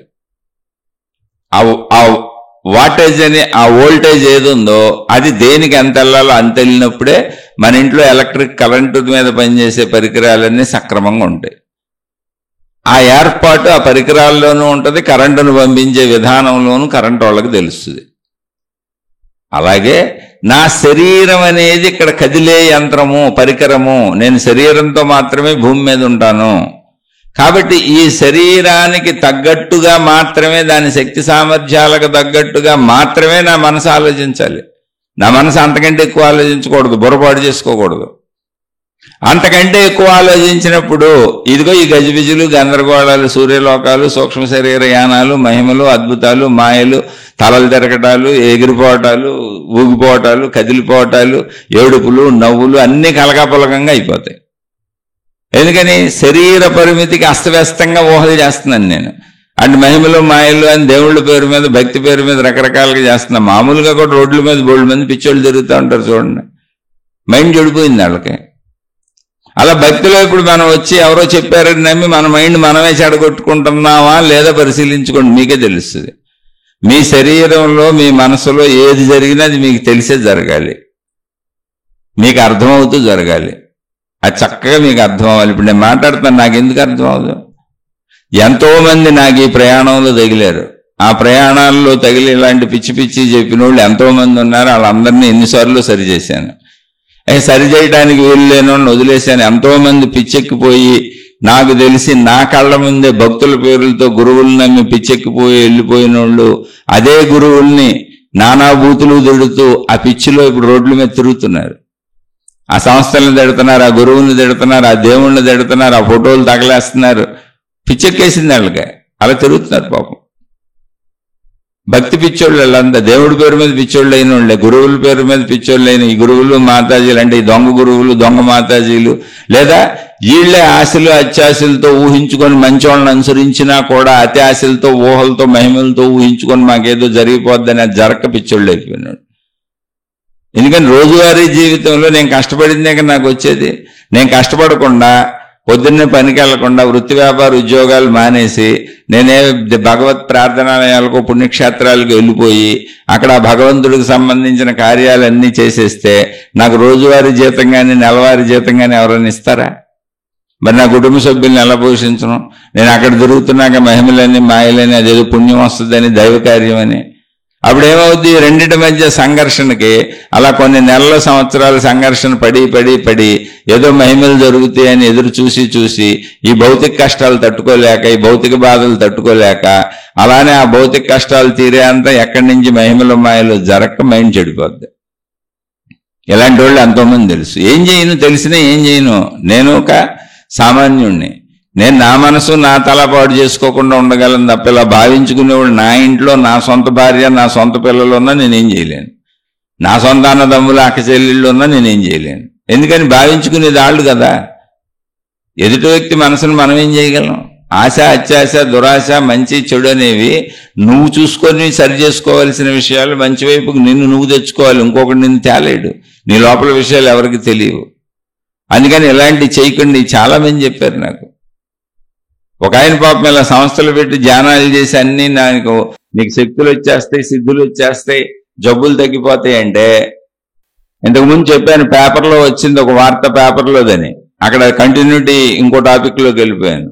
ఇదే ఇలా చెబితే పాపం నమ్మి ఒక అతను వెళ్ళి ఓ పేదరికంలో ఉన్న అతనే అక్కడికి వెళ్ళి ధ్యానాలు నేర్చుకొని ఆయన నేర్చుకొని వాళ్ళు చెప్పినవన్నీ చేసి ఇంటికి వచ్చేసి నాకు చాలా శక్తులు వచ్చేసి చూడండి అని ఎగిరి దూకి నాకు దెబ్బలు తగలట్లేదు చూశారని, ఇల్లు పైకి బిల్డింగ్ ఎక్కి అక్కడి నుంచి దూకి నాకు దెబ్బలు తగలట్లేదు చూశారని, దెబ్బలు తగులుతున్నాయి నాకు తగలట్లేదు అంటున్నాడు. ఒరే దూకబాకరా ఈ పిచ్చ పిచ్చ పనులు ఏంటని ఇంట్లో వాళ్ళు భయపడిపోతున్నారు ఎప్పుడేం చేస్తాడని. అలా పాపం అతను కాసుకుంటూ కూర్చున్నారు చాలా కాలం. ఒకసారి నూతిలో దూకి నాకేమవుతుందో చూడండి అని నూతిలోకి దూకేశాడు, మునిగి చచ్చిపోయాడు. ఇలా చాలా చేశాడు, చాలా పేరు అది పేపర్లోకి కూడా వచ్చింది. ఇలా ఎన్నో చిత్ర విచిత్రాలు పాపం ప్రజలు ఏం చెప్పండి. దారుణాతి దారుణమైన అవన్నీ చెప్పి మిమ్మల్ని భయపెట్టాలని కూడా లేదు. ఎందుకంటే దేవుడు భయం కాదు, గురువు భయం కాదు, ఓ మాతాజీ భయం కాదు, ఓ మతం భయం కాదు, ఓ మార్గం భయం కాదు, ఒక ప్రార్థనాలయం భయం కాదు. ధైర్యము జ్ఞానము, అది జ్ఞానం, అది ధైర్యం. జ్ఞానం అంటే ఏంటి? మళ్ళీ చెబుతున్నా, మీ శరీర శక్తి సామర్థ్యాలకు అనుగుణంగా మీ మనసుని కలుపుకోవటం, అంతకంటే స్పీడ్గా దాన్ని ప్రయాణించకుండా ఉంచుకోవటమే స్థితప్రజ్ఞత. దానికోసం ధ్యానం. ధ్యానం అంటే ఏంటి? మనసు యొక్క స్పీడుని ఆపే ప్రక్రియ. ఇప్పుడు దాన్ని పరిగెత్తనివ్వకుండా ధ్యాసని ఎటు వెళ్ళనివ్వకుండా ఆపుతాను. ధ్యానంలో ప్రశాంతంగా కూర్చుంటాను, నువ్వు పరిగెత్తకో కదలకొని. అప్పుడు అది స్పీడ్గా వెళ్ళటం, స్పీడ్గా ఊహలు ఊహించడం, పరిగెత్తడం తగ్గించుకుంటాం అలవాటు చేసుకుంటుంది. ఇలా నెలల సంవత్సరాలు అలవాటు చేస్తాను. మనసును నా కంట్రోల్లోకి తెచ్చుకుంటాను. మనసు నన్ను ఈడ్చికెళ్లకుండా నేను చెప్పినట్టు నా శరీరానికి తగ్గట్టుగా మనసు నడిచేలా చేసుకుంటాను. ఇలాంటి ఎన్నో స్థితులు ఉన్నాయి, ఎన్నో చెప్పచ్చు. ఇప్పుడు మీరు అడిగిన వాళ్ళందరూ కూడా మీరు భావనలో కల్పనల్లో ఉన్నారు. అటువంటి వాటికి వెళ్ళబాకండి. మెట్లు స్పీడ్గా దిగేసినట్టు. కొంతమందికి ఫోబియోలు, హైట్ ఫోబియో ఉంటుంది. ఫోబియో అంటే ఏంటో తెలుసా? ఎత్తెక్కారనుకో ఇక్కడి నుంచి దూకేస్తానేమో, ఒకవేళ దూకేస్తానా నేనని వాళ్ళకే అనిపిస్తూ ఉంటుంది. పడిపోతానేమో, లేదా నేనే దూకేస్తానేమో, లేదా ఇద్దరు ముగ్గురు కలిపి వెళ్ళారనుకో పక్కన తోసేస్తానేమో. ఇలాంటివి చాలా ఉంటాయి. మీరు డాక్టర్ల దగ్గరికి వెళ్తే చెబుతారు విచిత్రమైన ఫోబియోలే. కొంతమందికి లిఫ్ట్లో భయం, నాకు ఊపిరి ఆడదేమో చచ్చిపోతానేమో. కొంతమంది తలుపులు వేసేసి ఉన్న ఇంట్లో పడుకోరు, కిటికీ తలుపులన్నీ వేసున్నా పడుకోరు. ఏసీలు వేసుకున్నా సరే ఒక కిటికీ తలుపు తీసి పెట్టుకుంటారు, ఊపిరి ఆడక చచ్చిపోతానేమో అని భయం. సినిమా హాళ్ళల్లో తలుపులు వేసి ఉంటే భయం, అదొక సమూహ భయాలు, ఫోబియోలు. కొంతమందికి బద్దెంకి అంటే భయం, కొంతమందికి బల్లి అంటే భయం, కొంతమందికి బస్సు ఎక్కడం భయం, కొంతమందికి రైలు ఎక్కడం భయం, కొంతమందికి విమానం ఎక్కడం భయం. ప్రతి మనిషికి ఏదో ఒక రకమైన చిన్న ఫోబియా ఉంటుంది, ఏదో ఒకటి ఉంటుంది. దాన్ని పెంచుకోకూడదు, జ్ఞానంతో తుంచుకోవాలి, తగ్గించుకోవాలి, విచక్షణతో నాకు నేనే చెప్పుకోవాలి. ఈ మహిమలని మాయలని ఫోబియాలు పెంచుకుంటూ వెళ్ళిపోయామనుకో, మానవుడిది సామాన్య పరిధి, శరీరం సామాన్యమైంది, శరీరానికి లిమిటేషన్స్ ఉన్నాయి. నువ్వు శరీరంతోనే బతుకుతావు, నువ్వు శరీరంతోనే ఇక్కడ ఉంటావు, నువ్వు ఉన్నావు అన్న ఎగ్జిస్టెన్స్ అంతా శరీరం ఉంటేనే. లేకపోతే శరీరం లేకపోతే దేవుడు లేడు, గురువు లేడు, మాతాజీ లేదు, మనిషి లేడు, మామూలు మనిషి కూడా లేడు. ఒకవేళ మతాలు ఉన్నాయి, మార్గాలు ఉన్నాయంటే వాళ్ళ గుర్తుగా, వాళ్ళ జ్ఞాపకాలుగా మతాలని, మార్గాలని, ప్రార్థనాలయాలని, గురువుల్ని, మాతాజీలని, వీళ్ళందరినీ గుర్తులుగా, జ్ఞాపకాలుగా, మధుర స్మృతులుగా నువ్వు నడుపుకుంటున్నావు తప్ప అక్కడ శరీరంతో అయితే ఎవరు లేరు. ఇది వాస్తవం. అందుకని శరీరము నీ నిజం. ఈ శరీరానికి శక్తికి, శరీర సమర్థతకి, శరీరం చేయగలిగినంత సమర్థతకి అనుకూలంగా మాత్రమే నీ మనసును పెట్టుకో. అంతకంటే ఎక్కువ నేనేదో పొడిచేద్దాం, లాగేద్దాం, చేసేద్దాం అన్నప్పుడు శరీరం అంత చేయలేకపోద్ది. శరీరానికి ఒక పరిమితి ఉంది, మనసుకే ఊహ ఎక్కువగా ఉంది. అప్పుడు ఆధ్యాత్మిక మార్గమైనా, భక్తి మార్గమైనా, లేదా భౌతిక విషయమైనా నీకు మానసికమైనటువంటి వ్యాధులు వస్తాయి. అది నీకు వచ్చినట్టు కూడా నీకు తెలీదు.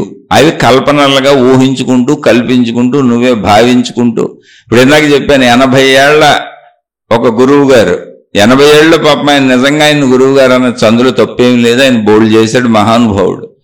కానీ ఆయనకున్న ఉద్దేశం ఏంటంటే, నా 50 ఏళ్ల జీవితం ఈ దేవుడికి అంకితం చేసేసాను, ఈ దేవుడి కోసమే బతికాను, ఈ దేవుడి కోసమే తిరిగాను, కాబట్టి ఈ దేవుడు నన్ను రక్షిస్తాడు, కాపాడుతాడు, నాకు అన్ని ఇస్తాడు, నా జబ్బులు పోగొడతాడు, నా శరీరాన్ని కాపాడుతాడు, నాకు ఇంకా ఆయువు ఇస్తాడు అని ఆయనకి ఎంత కోరిక ఉందంటే, ఆయన కోరికని ఆయన ప్రతిబింబించే విధంగా ఆయన మనసు ఎలా ఊహించుకుంటుందో ఆయనే రాసుకున్నాడు. అది ఊహ అనుకోవట్లా, నిజం అనుకుంటున్నాడు ఆయన. నా శరీరంలోకి 30 ఏళ్ల యువకుడికి సంబంధించిన శక్తిని భగవంతుడు ప్రసాదించాడు, లోపల పెట్టాడు. నా శరీరం మీకు 80 లాగా కనపడుతుంది, కానీ నేను 30 ఏళ్ల యువకుడిని. అంటే ఏంటి, ఆయనకి ఇప్పుడు నేను 30 ఏళ్ల యువకుడిని అయిపోయి ఉంటే ఇంకా తిరిగేవాడిని, ఇంకా చేసేవాడిని, ఇంకా చెందేవాడిని అని ఒక బలీయమైన కోరుకుంది. 80లో చేయలేకపోతున్నాడు, తినలేకపోతున్నాడు, తాగలేకపోతున్నాడు, కనపడతలేదు ఆయనకి, పాపం నడవలేకపోతున్నాడు. నిజంగా మహానుభావుడు ఆయన, నో డౌట్ ఇన్ ఇట్. కానీ కోరిక అంత బలంగా ఉంది, ఎందుకని మనసును పరిగెత్తించాడు ఆయన. శరీరంతో సమానంగా మనసును ఉంచుకోకపోతే మహాత్ముడైన ఇంతే, శరీరంతో సమానంగా మనసును ఉంచుకోవాలి. అదే స్థితిలో గౌతమ బుద్ధుడు లాంటి నిజంగా తత్వాన్ని తెలుసుకున్న మహానుభావులు ఉన్నారు. ఓ గౌతమ బుద్ధుడు ఉన్నాడు. గౌతమ బుద్ధుడికి చక్కగా ఆయన శిష్యులతో పాటు భోజనం చేశాడు. వృద్ధాప్యం వచ్చేసింది, తిరుగుతున్నాడు, బోధలు చేస్తున్నాడు. ఒక శిష్యుడు భోజనానికి పిలిచాడు, అందరూ భోజనానికి వెళ్ళారు. అక్కడ ఈయన కూడా భోజనం చేశారు. భోజనం చేసేటప్పుడు ఒక కూరలో అది ఆ శిష్యుడు వండిన విధానంలో ఆ కూర కొంచెం తేడా చేసి విషతుల్యం అయిపోయి ఈయనకి కడుపులో ఇబ్బంది కలిగి గౌతమ బుద్ధుడికి బాధ కలిగింది. గౌతమ బుద్ధుడికి అర్థమైపోయింది, ఇక నా పని అయిపోయింది, నేను చనిపోయే స్థితికి వచ్చాను అని. అయితే ఆయన అంతకుముందే మిగిలిన శిష్యులకి చెప్పారు, ఆ కూర మీరు తినబాకుండా, కూర నేను తింటాను, ఎందుకంటే ఆయన వండి పెట్టాడు, నన్ను ఎంతో ప్రేమతో పిలిచాడు. ఆయన శిష్యుల్లో ముఖ్యుడిని దగ్గరికి పిలిచి, నేను శరీరం వదిలేస్తున్నాను, ఎందుకంటే వృద్ధాప్యం వచ్చినాక శరీరం వదిలేయాల్సింది ఎవరైనా, అందులో పెద్ద విశేషమే ఉంది, వాళ్ళకైతే రేపైనా ఏదో కారణం అంతే శరీరం వదిలేయడానికి. ఇప్పుడు నేను శరీరం వదిలేస్తున్నాను, ఇంకా చనిపోతాను, ఎందుకంటే ఈ బాధ భరించలేనంతగా ఉంది, ఇది నన్ను చంపేస్తుంది నాకు తెలుసు. అయితే వీళ్ళింట్లో భోజనానికి వచ్చాను, ఇతను భోజనం పెట్టడం వల్ల నేను చనిపోయాను, ఆ కూర విషాహారం అయిపోయింది అనే విషయాన్నే చెప్పి అతన్ని నిందించేలా చెయ్యకు, అతని తప్పేమీ లేదు, అతను ప్రేమతోనే పిలిచాడు, ప్రేమతోనే చేశాడు. వృద్ధాప్యం అంటూ వచ్చినాక చనిపోవడం సహజ విషయం, కాబట్టి నేను శరీరాన్ని వదిలిపోతున్నాను అని ఆయన తన శిష్యులకి చెప్పి ఎవరిని నిందించకుండా, ఎవరి మీద నిందలు వేయకుండా, ఎటువంటి భ్రమలకి గురి చేయకుండా, అసలు ఆయన జీవిత పర్యంతము మహిమలు మాయలు లేవని చెప్పినటువంటి అద్భుతమైనటువంటి ఆత్మజ్ఞానమూర్తి గౌతమ బుద్ధుడు. ఇలాంటి మహాత్ములు ఎంతోమంది ఉన్నారు, రమణ మహర్షి కూడా అంతే. అయితే ఇది ఎందుకు చెబుతున్నానంటే, ఆయన శరీరానికి మనసుని సమతుల్యం చేసుకున్నారు. శరీరానికి మనసుని సమతుల్యం చేసుకోవటమే స్థిత ప్రజ్ఞత. శరీరం ఇంతే, దీని లక్షణాలు ఇంతే, దీని గుణాలు ఇంతే, వయసు అయిపోతే అది వెళ్ళిపోద్ది. ఆ విషయాన్ని ఆయన మనసు అంగీకరించింది. అంతే తప్ప నేను కోట్ల మంది శిష్యులకి జ్ఞానబోధ చేశాను, గౌతమ బుద్ధుడిని అయిపోయాను, నిర్వాణాన్ని పొందేశాను, వీళ్ళందరికీ ఎంతో చెప్పాను కాబట్టి నా శరీరం శిథిలమైపోకూడదు, మహిమలతో మాయలతో ఇక్కడే ఉండాలి, నేను దాన్ని నిలుపుకుంటాను, అలా ఏం చెప్పలేదు ఎప్పుడైనా. అసలు మహిమల మాయలు లేవు. ఆయన చరిత్ర చదివి చూసుకోండి వెళ్ళి, చాలా ప్రాక్టికల్గా ఉంటుంది. కానీ ఆయన దేవుడని ప్రపంచం అంతా పూజించింది. స్థిత ప్రజ్ఞత, నిజమైన జ్ఞానము, నిజమైన ఆత్మజ్ఞానము, ఆధ్యాత్మిక చదువు అంటే అది. అటువంటి చదువు చదువుకోండి, బుర్రలు పాడవకుండా ఉంటాయి. అంతే తప్ప కల్పనలు కల్పించుకొని కాసేపు నవ్వారు, కాసేపు ఏడ్చారు, ఎందుకండి పిచ్చి చేష్టలు కదా, మీకు తెలియట్లే. ఆధ్యాత్మికతలో ఎవరైనా సరే కాసేపు నవ్వి కాసేపు ఏడుస్తారండి. అసలు ఎందుకు ఏడుస్తారండి? ఇంకా నిజంగా ఒకవేళ దేవుడు కనపడితే ఆనందం కదా ఉండాల్సింది, ఇంకా ధైర్యం కదా రావాల్సింది. ఇప్పుడు దేవుడు కనపడ్డాడు అనుకో, ఇంకా ధైర్యంగా ఉంటుంది, ఇంకా హాయిగా ఉంటుంది, ఇంకా స్వచ్ఛతగా ఉంటుంది. ఇప్పుడు చీకట్లో వెళ్తున్నాం, మనం ఒక్కళ్ళమే ప్రయాణించుకుంటూ వెళ్తున్నాం. ఏదో ఊరెళ్ళి వచ్చాం, బస్సు దిగాం, అర్ధరాత్రి దిగాం, ఇంటికి వెళ్ళాలి, ఆటోలు ఏమి లేవు, ట్యాక్సీలు ఏమి లేవు, ఏమి దొరకలేదు, నడి రోడ్డు మీద ఒక్కళ్ళమే వెళ్తున్నాం, చీకటే. అది చీకటి అంటే లైట్లు కూడా పోయినాయి, ఇంటికి వెళ్ళాలి, నడి రోడ్డు మీద ఒక్కళ్ళమే ఉన్నాం, కొంచెం భయంగా ఉంది. ఆ భయంలో వెనక నుంచి ఒక ఏదో చప్పుడు చేసుకుంటూ వాహనం వచ్చింది, ఆగింది, లైట్లు పడినాయి, చూసాం అది పోలీసు వాహనం. వాళ్ళు ఆపే ఎక్కడి నుంచి వస్తున్నావు ఏంటని అడిగారు. ఇలా బస్సు దిగానండి, ఇంటికి వెళ్తున్నాను, ఏ టికెట్ చూపించన్నారు, చూపించాను. అదే ఒక్కడే వెళ్తే ప్రమాదం కదా, ఎందుకు ఈ చీకట్లో ఎక్కువ వ్యాను దింపుతామన్నారు. ఆవిడ మీకు ధైర్యం పెరుగుద్దా? కాసేపు ఏడ్చి కాసేపు నవ్వి కాసేపు రకరకాల చేష్టలు చేస్తారా? ధైర్యం పెరుగుద్దా? హాయిగా జీబెక్కి కూర్చుంటాం, వాళ్ళ ఇంటికాడ దింపుతారు, ఇంటికాడ దిగిపోతాం, ధైర్యంగా ఇంట్లో దిగుతాం. అలా భగవత్ సంబంధిత జ్ఞానం అర్థమైనప్పుడు అసలు భగవంతుడు కనపడ్డాడు అనేది వాళ్ళ ఊహాత్మక విషయం. వాళ్ళ మనసు ఎంత స్థాయికి వెళ్ళిపోయిందో ఇక ఆ ఊహల్లో, కల్పనల్లో. భగవంతుడు కనపడితే మళ్ళీ చెబుతున్న భగవంతుడికి అందరూ సమానమే. కాబట్టి అందరికీ కనపడతాడు. కనపడకపోతే ఎవరికే కనపడ్డా. నేను ఒకవేళ రేపు ఎప్పుడన్నా కనపడ్డాడని చెప్పినా మీరు నమ్మకండి, నేను రేపు మహిమల మాయలు చెప్పినా మీరు నమ్మకండి, నేను మారిపోయానని అర్థం.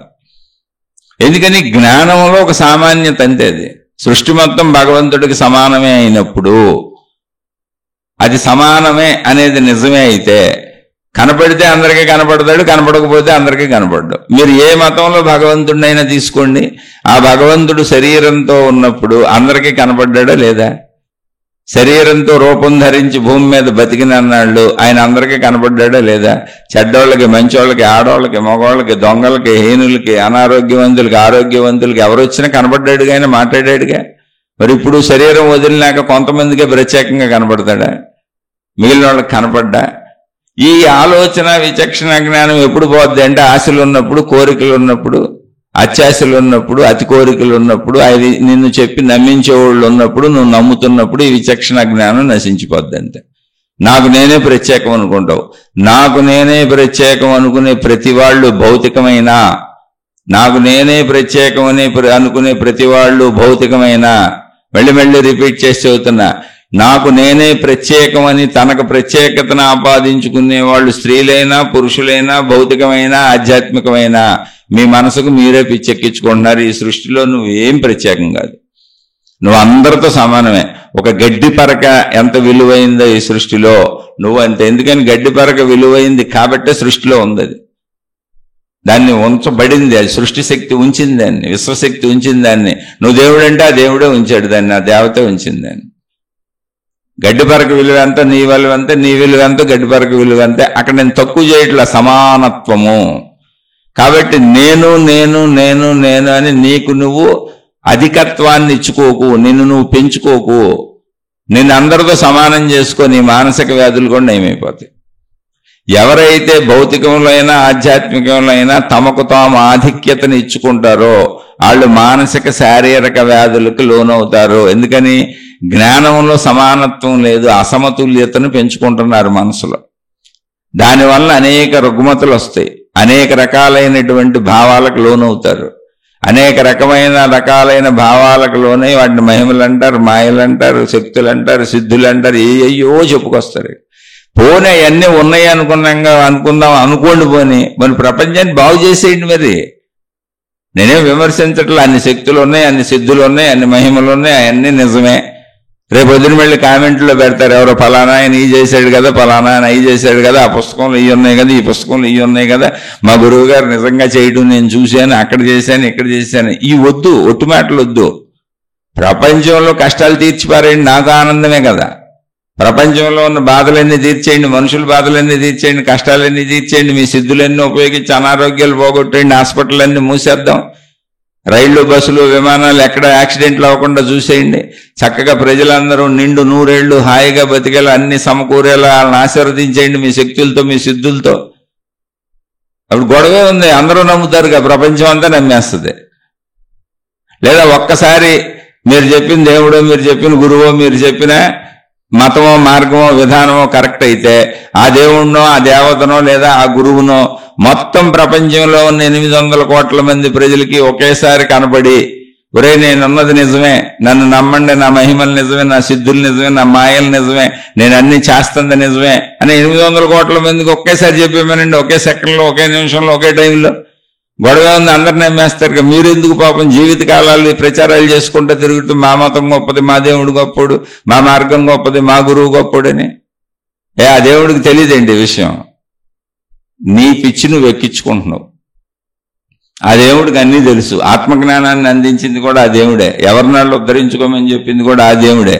ఆ దేవుడే, ఆ మతమే, ఆ విధానమే, ఆ పద్ధతే అదే చెబుతుంది. ఆత్మజ్ఞాన చదువు, ఆధ్యాత్మిక చదువు. ఇది నేను కనిపెట్టింది కాదు, ఆల్రెడీ మహాత్ములు, ఋషులు, గురువులు, మునులు అందించిందే.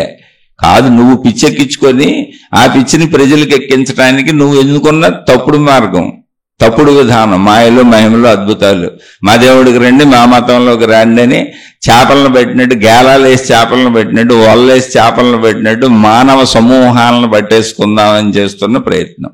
ఎందుకు ఈ సమూహాలను పట్టుకోవడం అంటే, సమూహం ఎంత పెరిగితే డబ్బు అంత పెరుగుద్ది, కీర్తి అంత పెరుగుద్ది, సుఖభోగాలు అంత పెరుగుతాయి, నేననే అహంకారం అంత పెరుగుద్ది, నాదేనే అహంకారం అంత పెరుగుద్ది, నేను నాది నిర్మించుకోవాలని మనసు పడే తపనది. అది ఆధ్యాత్మికమైన, భౌతికమైన ఇలాగే ఏడుస్తుంది. అందుకని ఆత్మజ్ఞాన మార్గంలో హాయిగా సాగండి, మనసుని ఛిద్రపరుచుకోకండి. మీరు చెప్పినవన్నీ మీ కల్పనలు మాత్రమే, అలా ఏమీ ఉండదు. అలాని తూలినట్టు, ఊగినట్టు, ఏదో కదిలినట్టు ఇవన్నీ ధ్యానం చేస్తున్నప్పుడు సహజంగా అందరికీ అనిపిస్తూ ఉంటాయి. నాకు కూడా బోల్డ్ అనిపిస్తాయి. అసలు అవన్నీ నేను పరిగణలోకి తీసుకోను. మీరు ప్రతి చిన్న విషయాన్ని పరిగణలోకి తీసుకుంటున్నారు. ఇప్పుడు ధ్యాన భంగిమలో కూర్చుంటే కాళ్ళన్నీ తిమ్మిర్లు ఎక్కిపోయి అసలు శరీరం అంతా మొద్దుబారిపోయి పని చేయనట్టు, లోపల ఏదో ఒక్కటే పని చేస్తున్నట్టు, కదులుతున్నట్టు అనిపిస్తుంది. దాన్ని సూక్ష్మ శరీర యానాలు ఏం చెబితే నమ్మేస్తాం. కాదు, గంటలు ధ్యానంలో కూర్చుంటే స్థూల శరీరం కదలిక లేక రక్త ప్రసరణలో కాళ్ళు ముడుచుకొని కూర్చోవటం వలన కాస్త ఆగిపోయినట్టు, స్థిరత్వాన్ని పొందేసినట్టు, ఒక మొద్దుబారిపోయిన తనంగా స్థూల శరీరానికి వస్తుంది. సూక్ష్మ శరీరం ఏంటి? మనసుకి అదే ఉండదు, మనసు మామూలుగా కదులుతూ ఉంటుంది.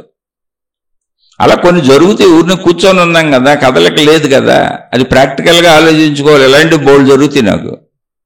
నాకు బోల్డ్ కళ్ళు వస్తాయి, బోల్డ్ అనుభవాలు జరుగుతాయి, బోల్డ్ రకాలుగా అనిపిస్తుంది. కానీ నాకు తెలుసు ఏంటి ఇలా అనిపిస్తుంది, అదే శరీర లక్షణం, అదే మనో లక్షణం. దాన్ని ఆధ్యాత్మికతకి, భగవంతుడికి, మతానికి జోడించకూడదు, జ్ఞానంతో వెళ్ళాలి. స్థిత ప్రజ్ఞత అంటే నా శరీర స్థాయికి నా మనో కదలికల్ని కలుపుకోగలిగి శరీరం, మనసు సమస్థాయిలో వెళ్ళేటట్టు నేను చేసుకోగలిగితే అది స్థిత ప్రజ్ఞత. జీవన్ముక్తత అంటే నేను శరీరము, మనసు అనేది తాత్కాలిక సత్యము, 100 ఏళ్లకి చనిపోద్ది, 100 ఏళ్లకి రెండు నశించిపోతాయి. నశించిపోయే లోపల నేను ప్రాణశక్తి నేను తెలుసుకుంటే, అలా తెలుసుకొని నేను జీవిస్తే నన్ను జీవన్ముక్తుడు, జీవన్ముక్తురాలు అంటారు. కుదిరితే ఆ ప్రయత్నం చేస్తాను. అందుకే నేను ఆ ప్రయత్నంలో సాగుతున్నాను. మీరు చెబుతున్న అనేక అనారోగ్యాలు ఉన్నాయి, అనేక అనుభూతులు ఉన్నాయి, అనేక ఊపుళ్ళు ఉన్నాయి, కదలికలు ఉన్నాయి, అనేక మానసిక భావాలు ఉన్నాయి. అన్నీ నాకు వస్తే మా ఇంట్లో వాళ్ళు చెబుతారు, మా ఇంట్లో బోల్డ్ కథలు చెబుతారు. మేము మా ఇల్లు అదేగా, సాధనలు మేమేగా, మా ఆవిడ చేసుకుంటుంది, నేను చేసుకుంటా. మేము 30-40 ఏళ్ళ నుంచి ఇందులోనే ఉన్నాం. మా పరిచయాలు, మా బంధువులు, మా చుట్టూ ఉన్నోళ్ళు, మా స్నేహితులు వాళ్ళే ఉంటారుగా. ఇలాంటి కథలన్నీ రోజు నేను వింటూ ఉంటాను. కానీ ఆ కథలన్నీ మీకు ఎందుకు చెప్పను? అవన్నీ మనోకల్పితములు. నాకు సొంతంగా అనిపించేవే నా మనోకల్పితాలని నేనే అనుకుని వాటిని పక్కన పారేసి జ్ఞానాన్ని పెంచుకుంటున్నా, ఆ జ్ఞానాన్నే ఉంచుకుంటున్నా, ఆ జ్ఞానాన్నే మీతో పంచుకుంటున్నా. నాకెందుకుండో, నాకు కూడా ఉన్నాయి కల్పనలో. కూర్చుంటే నా శరీరం ఊగుద్ది, నా శరీరం తిమిరెక్కిపోద్ది, కాసేపు లెగిస్తే కదలలేను, ధ్యానం చేసినాక తిమిరెక్కిపోయి మొద్దుబారిపోయి ఒక కాసేపు అసలు అప్పుడప్పుడు మైండ్ కూడా బంద్ చేయదు, అంటే బుద్ధి కూడా ఆగిపోద్ది. అసలు ఒక్కొక్కసారి ఎక్కడ ఉన్నాను ఎక్కడ కూర్చున్నాను నేను అనే నా స్పృహ నాకు రావడానికి బోల్ టైం పట్టుద్ది. ఇప్పుడు ఇలాంటివన్నీ ఎవరికి చెప్పాలి, ఎందుకు చెప్పాలి, ఇట్లా ఏం లేదు, అవన్నీ పిచ్చి చేష్టలు. మనం కూర్చున్న విధానాన్ని బట్టి, ఆ రోజు పరిస్థితిని బట్టి, ఆ రోజు మానసిక స్థితిని బట్టి, మళ్ళీ అందరికీ అన్ని చోట్ల అన్ని సందర్భాల్లో జరగదు. ఆ రోజు మన మానసిక స్థితి, ఆ రోజు మనం ఎంతసేపు కూర్చున్నాం, ఆ రోజు మన సాధన ఎలా సాగింది, ఆ రోజు మన శారీరక మానసిక స్థితిగతులు ఎలా ఉన్నాయి, వీటన్నిటి మీద డిపెండ్ అయ్యి ఆ రోజు ఏదో అనిపిస్తూ ఉంటుంది. అనిపించినవన్నీ పట్టుకోబాకండి, అనిపిస్తే అని వదిలేయండి, ఓన్లీ జ్ఞానాన్ని పట్టుకోండి.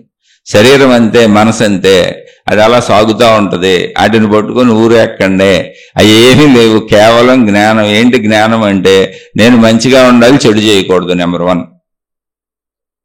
కాబట్టి భౌతిక జీవితం అంతా మంచిగా జీవించడానికి, చెడు పోగొట్టడానికి మీకు వీలైనంత సాధన చేయండి. అది మీ మనసులో ఆలోచనలు మార్చుకుంటారా, మిమ్మల్ని మీరు మార్చుకుంటారా, ఎలా కుదిరితే అలా.